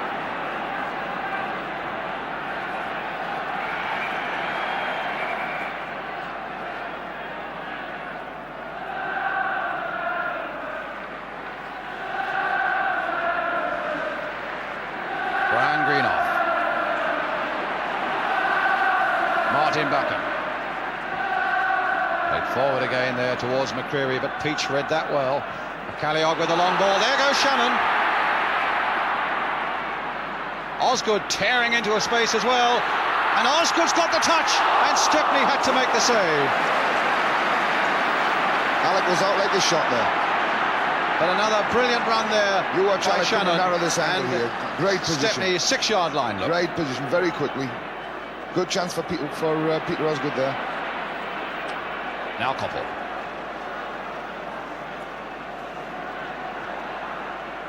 Forsyth.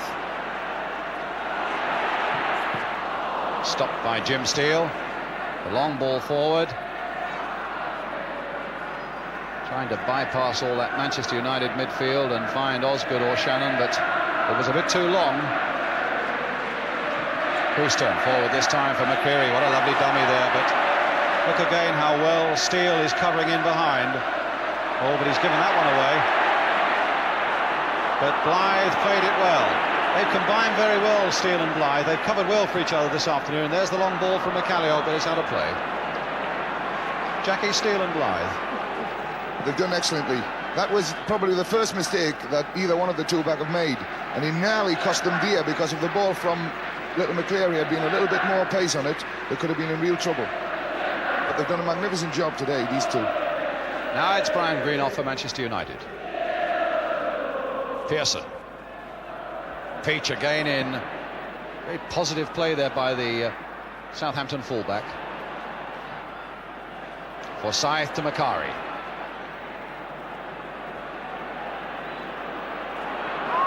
Good run here by Macari, brilliant run, and look who's right back to do the challenging. Peter Osgood was there, working hard in that situation for Southampton. Pearson struggling a bit again, and they've already got their substitute on, remember. And if there's extra time, that might be quite a significant point. Pearson really is struggling a good deal now.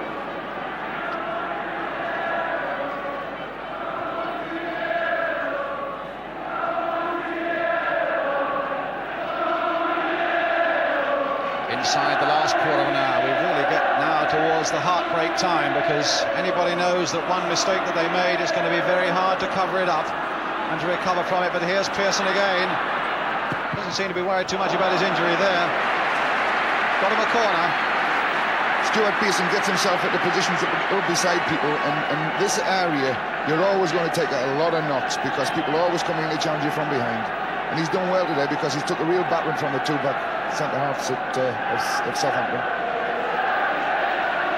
So here's the corner then. Steve Coppell with it. Floated in towards Stuart Houston. Ian Turner's safe catch.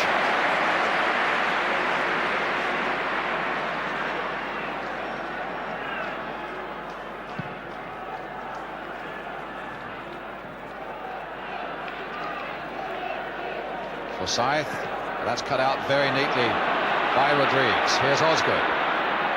Gilchrist telling him where he wants it, but it was played just a little too much weight on it. Buchan playing it sideways here for Houston.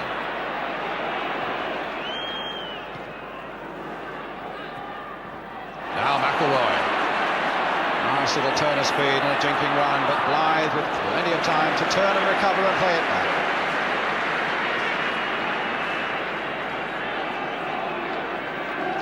Peach. Osgood. A lovely header there. Twisted in midair. Found McCalliog. The long ball there towards Shannon. Now it'll come for little Bobby Stokes. Hit well, just over. It's Southampton who are making the better looking breaks at the moment. Little Bobby Stokes, it's a couple of good shots here that have just been slightly off target. This one, dip in all the way. And it could have fitted because Alec had just come off his line a little. Forsyth for Manchester United. Pearson. Daly. Macari. Houston. Peary fighting for that one. Blythe very assured and very confident though, this number 5 for Southampton. Got in well there again. A really faultless performance by him.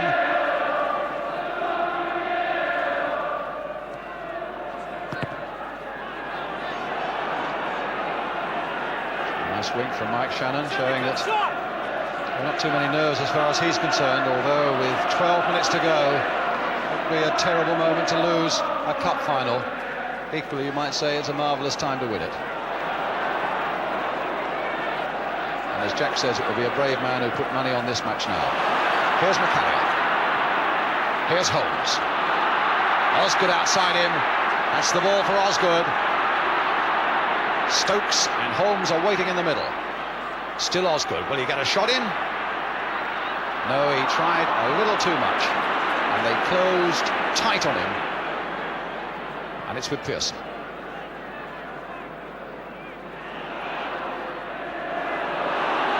Jerry Daly. Macari.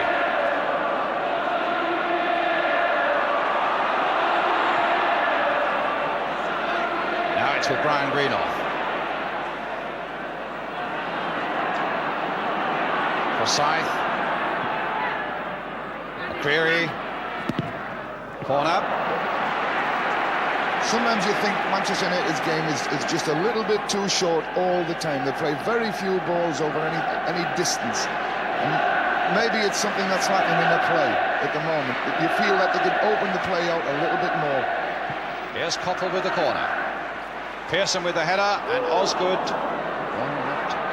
Looked for a moment as though that was going dangerously near his own goal. So it's another corner. This time Sammy McElroy is going to take it. Manchester United with 2, 4, 5, 6 men in that Southampton penalty area.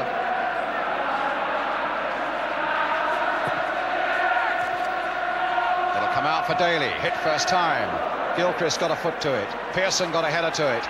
It's still not away yet by any means. McCreary bravely went in there, and Blythe in the end got it away towards Shannon. A touchdown now for McCalliog. A chance maybe for him to release Holmes on this side. Shannon on that far touchline. Played this time for Gilchrist. Stokes has made a brilliant run. Here he is. But Buchan is guarding him. Gilchrist, he spotted Osgood on the far side there, and Osgood headed it in, but Forsyth got it away. Again, McCreary in first. He seems to have no nerves whatsoever. Doesn't matter to him if the boots are flying all over the place. He goes diving in there. Rangers now leading by 3 goals to 0 in the Scottish Cup Final against Hearts. Johnston having scored his second goal.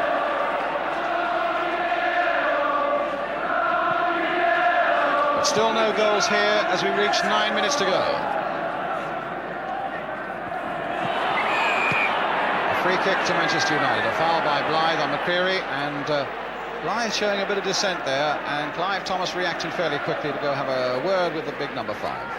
I can't understand why he was complaining about that one. It was a blatant foul.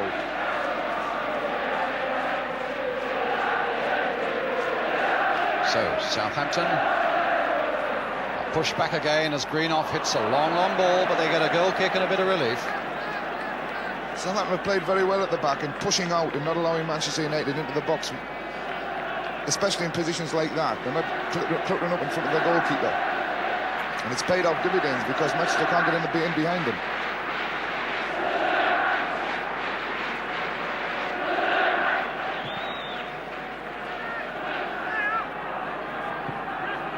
Shannon, nice touch again. McCalliog. Oh, look at this. Bobby Stokes hit well. Oh, he's there! Stokes has put Southampton in the lead. A great break there for Southampton, and they're all off that Southampton bench. Bobby Stokes, only 5'7" of him. Here it is again, Jack. Yes, it was a good run, and he was just onside, I felt, when the ball was played. He didn't catch it very well, but like we said, Alec took him a good position, but the bad one beat him. And it sneaked just in the corner. It's been threatening to happen, though. So Bobby Stokes, who'd scored only one goal against Blackpool, one against West Brom, that's only his third cup tie goal of the season. But now look at the other end here. Turner is through. And saving it there as Daly went racing into him. Well, it could have been one of those classic occasions. Tom Doherty looking a bit pensive there, where a side goes into the lead and relaxes for a moment and gets caught. But Southampton was saved there by their goalkeeper. And now, incredibly, are this one goal into the lead with 6 minutes to go. Now it's Pearson.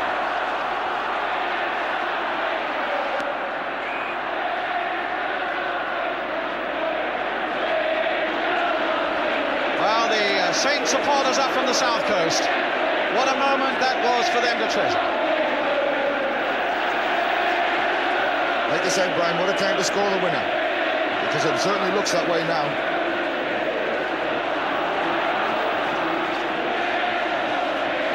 Unbelievable, starting this cup campaign at 100 to 1. Given very little chance indeed when the semi-finals were decided. How could Southampton possibly stop the might of Manchester United? And yet they've fought and they've competed and they've played well. Their breaks have got better as the game has gone on. And now, with just these 5 minutes now to go, they lead by that one priceless goal to nil, scored for them by Bobby Stokes. Smallest man in their side, and he's done the job that might count most of all. Shannon not playing a very good ball there and finding Greenoff. It's with Forsyth. Those 6 minutes or so, 5 minutes now. I'm sure to people like Laurie McMenemy on the bench will seem the longest 5 minutes of his life. That ball was out of play. It's very obvious, you know, that Southampton have actually done the homework and done it well and stuck to it. And it's paid off great dividends for them today. Explain that, Jack. In what way and what particularly have they done with their homework? 1-0 to Southampton, 5 to go. The fullbacks have done their job exactly right. They've stopped them playing down the wings. Gordon Hill was brought off because he was ineffective. Koppel has been virtually made ineffective in the second half. They've done it right. And now here's Osgood. And now here's Shannon. And away he goes again. Buchan is after him.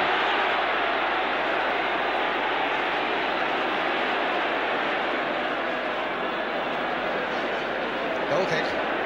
Alex Stepney running there to get it taken quickly. 4 minutes to go. And worried men on the Manchester United bench. There's Ted Bates at the far side indicating 4 minutes to go. Come on, says Tom Kavanagh and Tommy Doherty. And Greenoff now taking it up for Manchester United. This will be the shortest 4 minutes in Tommy Kavanagh's life, and it'll be the longest 4 minutes in Laurie McMenemy's. Now Pearson for Manchester United. Turning inside, but Nick Holmes getting it away again. He knows it's safe all the time it's in touch. Tremendous reception now from the Southampton fans. And almost dead silence at the other end of Manchester United.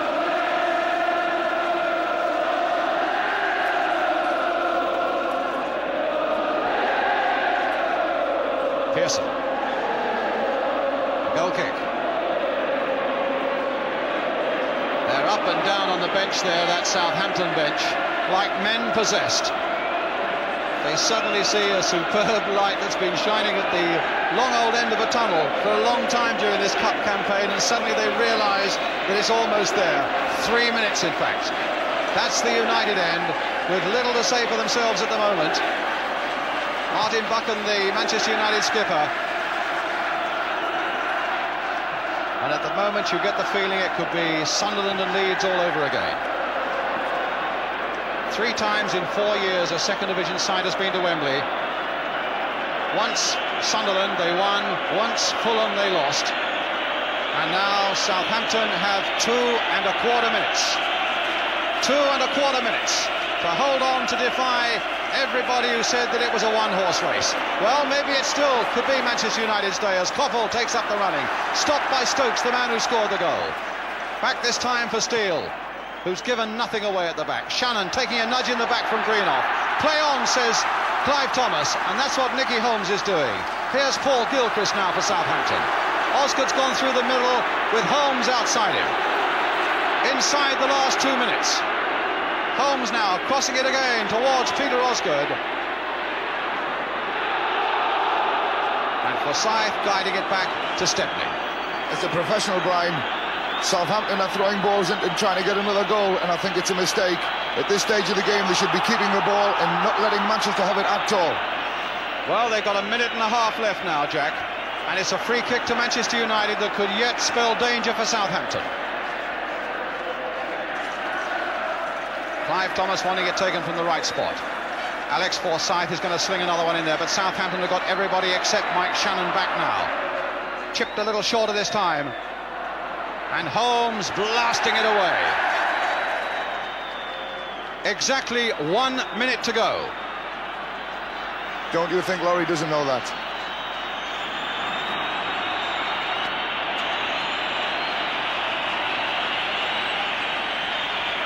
So Bobby Stokes could be 1 minute away from being a match winner at Wembley.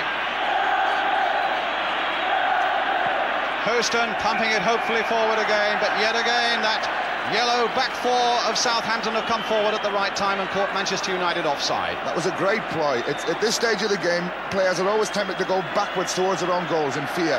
Southampton came out and did it exactly right. Well, that was a strange free kick to play there. I would have thought it needed to be belted at the other end, but they know what they're doing. And they are now, by my watch, 10 seconds plus any injury time that Clive Thomas adds on. 10 seconds away from bringing another great surprise to a Wembley Cup final. Koppel now for Manchester United. It's got to be the last fling for United now. Steele versus Daly. A throw to Manchester United. Maybe it's not all over yet. McCreary going in there. And Southampton again getting that ball away to the safety there, but only as far as Greenoff. We're in injury time now as Greenoff plants it forward again, and again they're caught offside. And that could be the crucial chance now for Southampton to calm themselves down, take their time, get the ball into the Manchester United half and bring about their victory. A half a minute of injury time already played. And they've done it! Southampton have won it! Bobby Stokes' goal has done it! Laurie McMenemy, emotional tears there. The underdogs have confounded them all, and Mike Shannon and Bobby Stokes celebrate there at Wembley, and look at those scenes of joy. Ian Turner, who was in trouble early on, but survived it all. Mel Blythe, the big number 5, and the number 2, the skipper Peter Rodrigues, on a free transfer a year ago.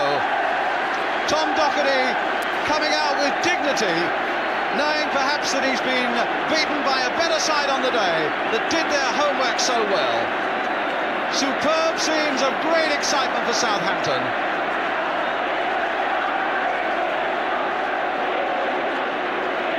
Laurie McMenemy, a man who's known the real hard times. He's lost his job in the game before now, and he's had troubles before this season when Southampton could do nothing away from home, and they're crying there. Jerry Daly, is it? On the ground, crying and quite unable to believe that Manchester United are being beaten. Brian Greenoff. Alex Stepney looking more composed. Laurie McMenemy is on the pitch now, hugging his players. And And there are 3 or 4 Manchester United players quite unashamedly crying. I was wrong, Brian, and I'm delighted. Look at Laurie. Even Mileage going a little bit at the moment.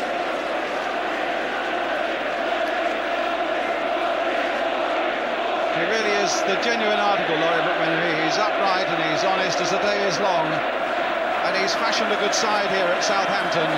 But I think even beyond his wildest dreams was a side that could have won the cup this year. So, the moment comes when Southampton go up to receive the trophy from Her Majesty the Queen. An unbelievable result. Peter Rodrigues cast on the heap, and nobody really wanted to know a year ago until Laurie McMenemy snapped him up. After a magnificent season, Manchester United have neither won the cup nor won the league. And receiving it from the Queen. Peter Rodrigues, the cup for Southampton.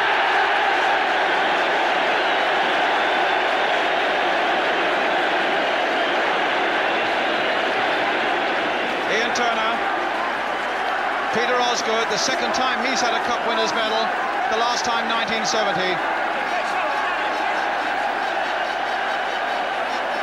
Just got a picture of the Manchester United chairman Louis Edwards there on the left of the picture.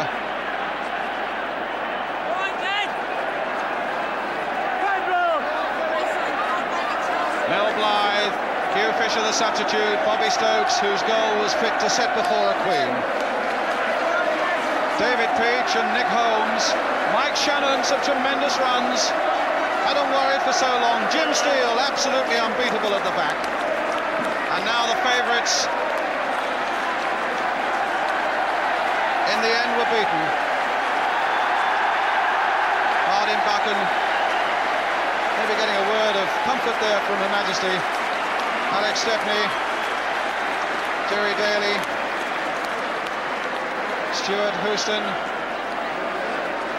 Alex Forsyth and Gordon Hill, the man who was pulled off. Stuart Pearson, who took 1 or 2 whacks and kept going. David McCreary, the substitute, who came on, but it didn't make a lot of difference.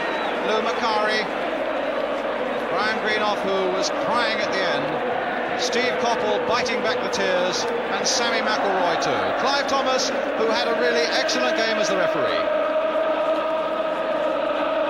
These are moments that they'll never forget.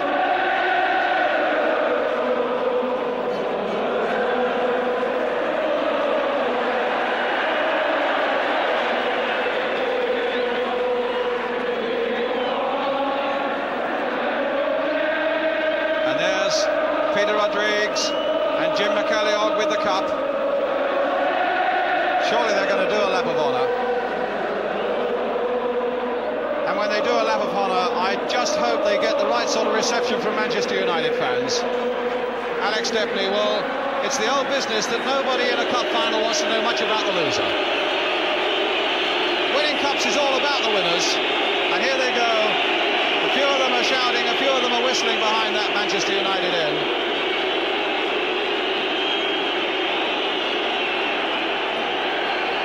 But they won it, and they won it well. And at the moment, while those scenes of jubilation are going on there, Manchester United are waving to their fans, really not quite knowing where to put themselves or what to do. Brian Greenoff really is in a bad way.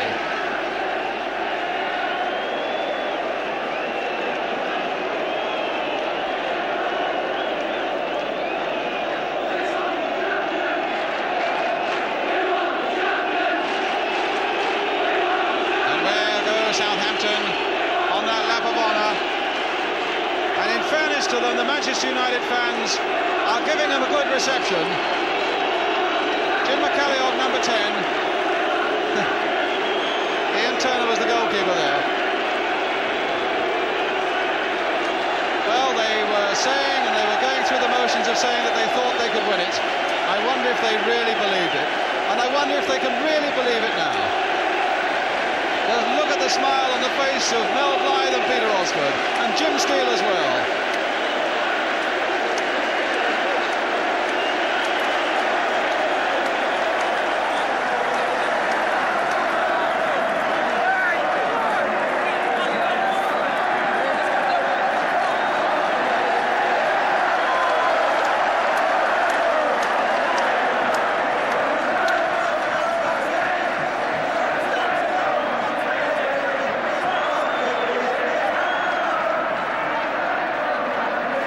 Shannon holding up the cup there. And I suggest he was holding that cup up towards Don Revie, who said that Southampton were going to do it. Tremendous moments in a footballer's life, to come here when nobody really fancies you, and yet to steal away with the biggest prize of all. Congratulations, Southampton, 1976 FA Cup winners. Hard luck, Manchester United.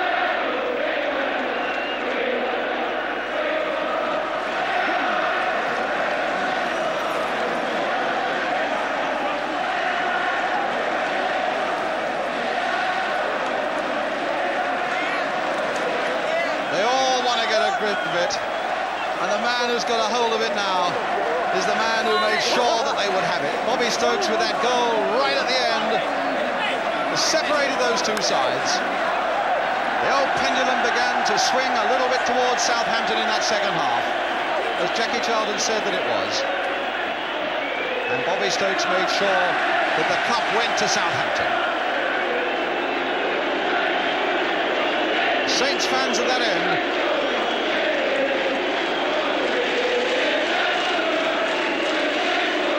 That's the prize. Those are the supporters.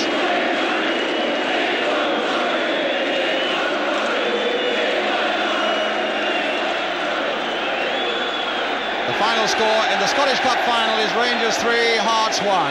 We're going to take a short break now. After that break, we'll come back to Wembley and talk to the men who've won that cup.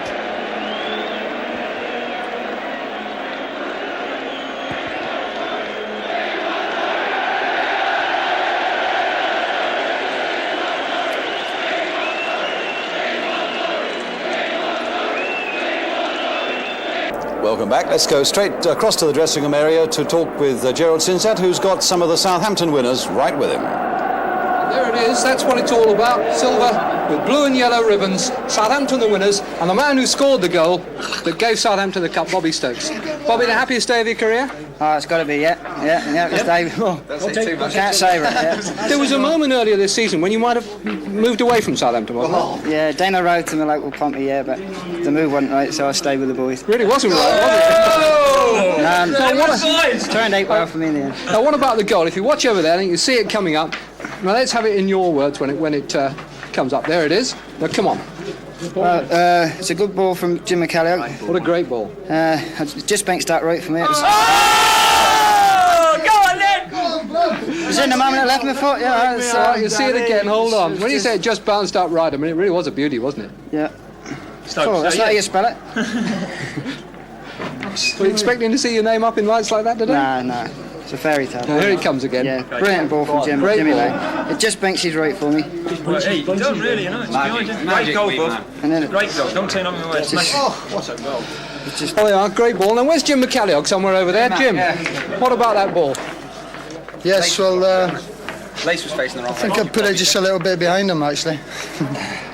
No, I just, when it got laid back off of Mickey, then I seen Bobby running and I just played it in. You managed, in fact, to play quite a few through that have put them under pressure. Mike Shannon had got through on a number.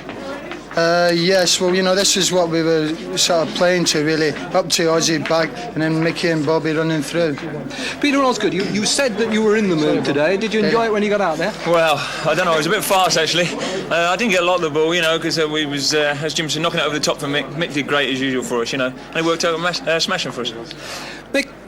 Mick Shannon, when did you think that you could actually win the cup? Well, I thought first half Jim knocked a great ball for me, and Alec, well, I don't know, he just got a toe to it or something to it. I mean, I thought it was in then. But that was always on for us, you know, it was just a matter of getting it right. And, I mean, Christ, the lad didn't have hit it well. I mean, it just dropped right from him. And, I mean, he's the best in the club at it. We've said it, we've been saying it all for so long, and, I mean, well, what can you say? Oh, dear, frightened you to death. What about the Manchester performance? Were you disappointed by it? Well, they were a bit edgy, I think. You know, sort of young kids, you know, they seemed to be a little bit nervous before the game. You know, you could sense it. After about 10 minutes, you could feel it. David Peach, you were at the receiving end, as it were, when they were coming at you. Did you ever feel in trouble? A couple of times he got past me on the outside. I think I was a little bit too eager to get the ball, you know. But once I just stood in front of him and let him and jockeyed him, he never felt he was going to go by me. Now, Laurie McMenemy, come and say hello, Laurie. Congratulations. Hello, tremendous Gerald. performance. Hello, thanks very much indeed. Now, when did you feel that you had the game in your pocket? When the ball hit the back of the net.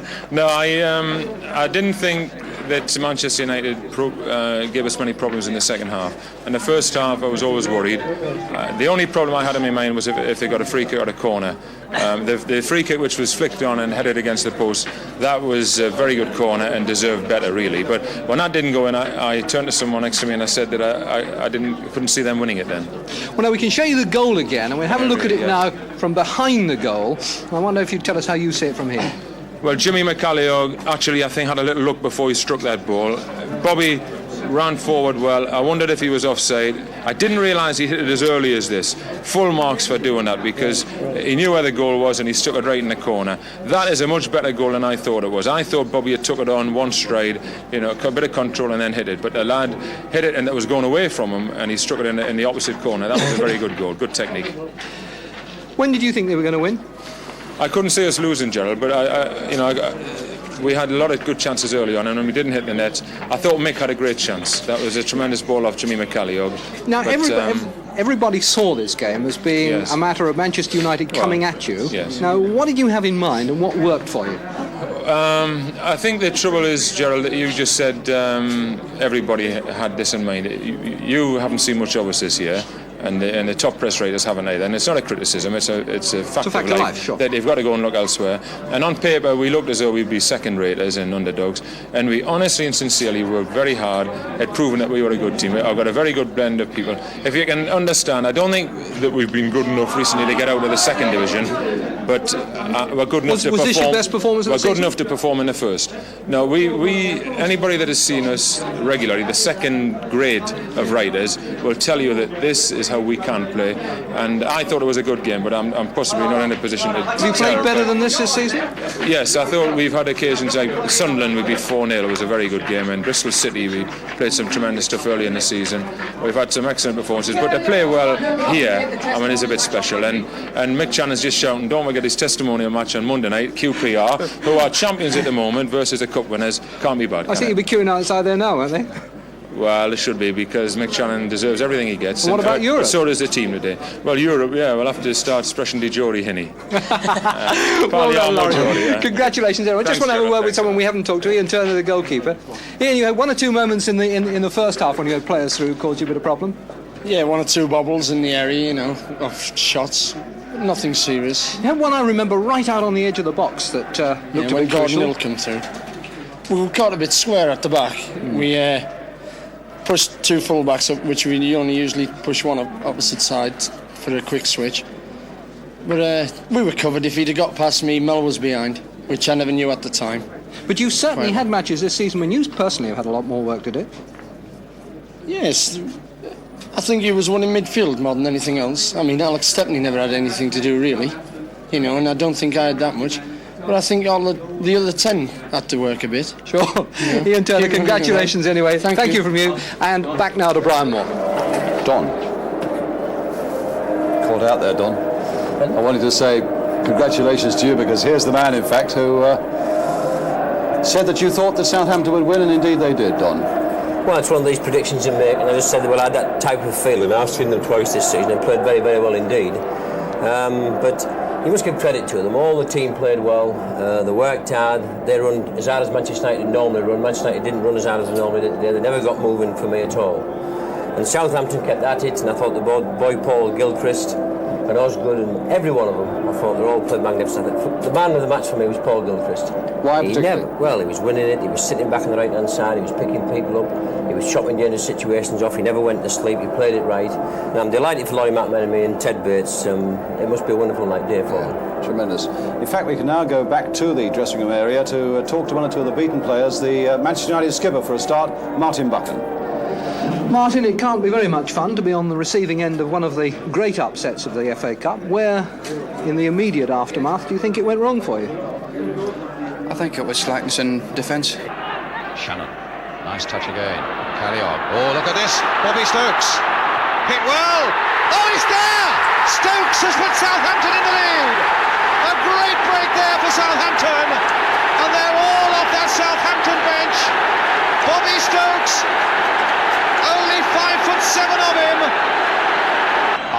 minute of injury time already played. And they've done it! Southampton have won it! Bobby Stokes' goal has done it! Laurie McMenemy, emotional tears there. The underdogs have confounded them all, and Mike Shannon and Bobby Stokes celebrate there at Wembley, and look at those scenes of joy. And receiving it from the Queen, Peter Rodrigues, the cup for Southampton.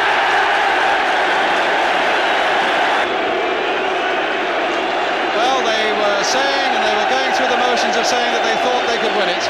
I wonder if they really believed it, and I wonder if they can really believe it now.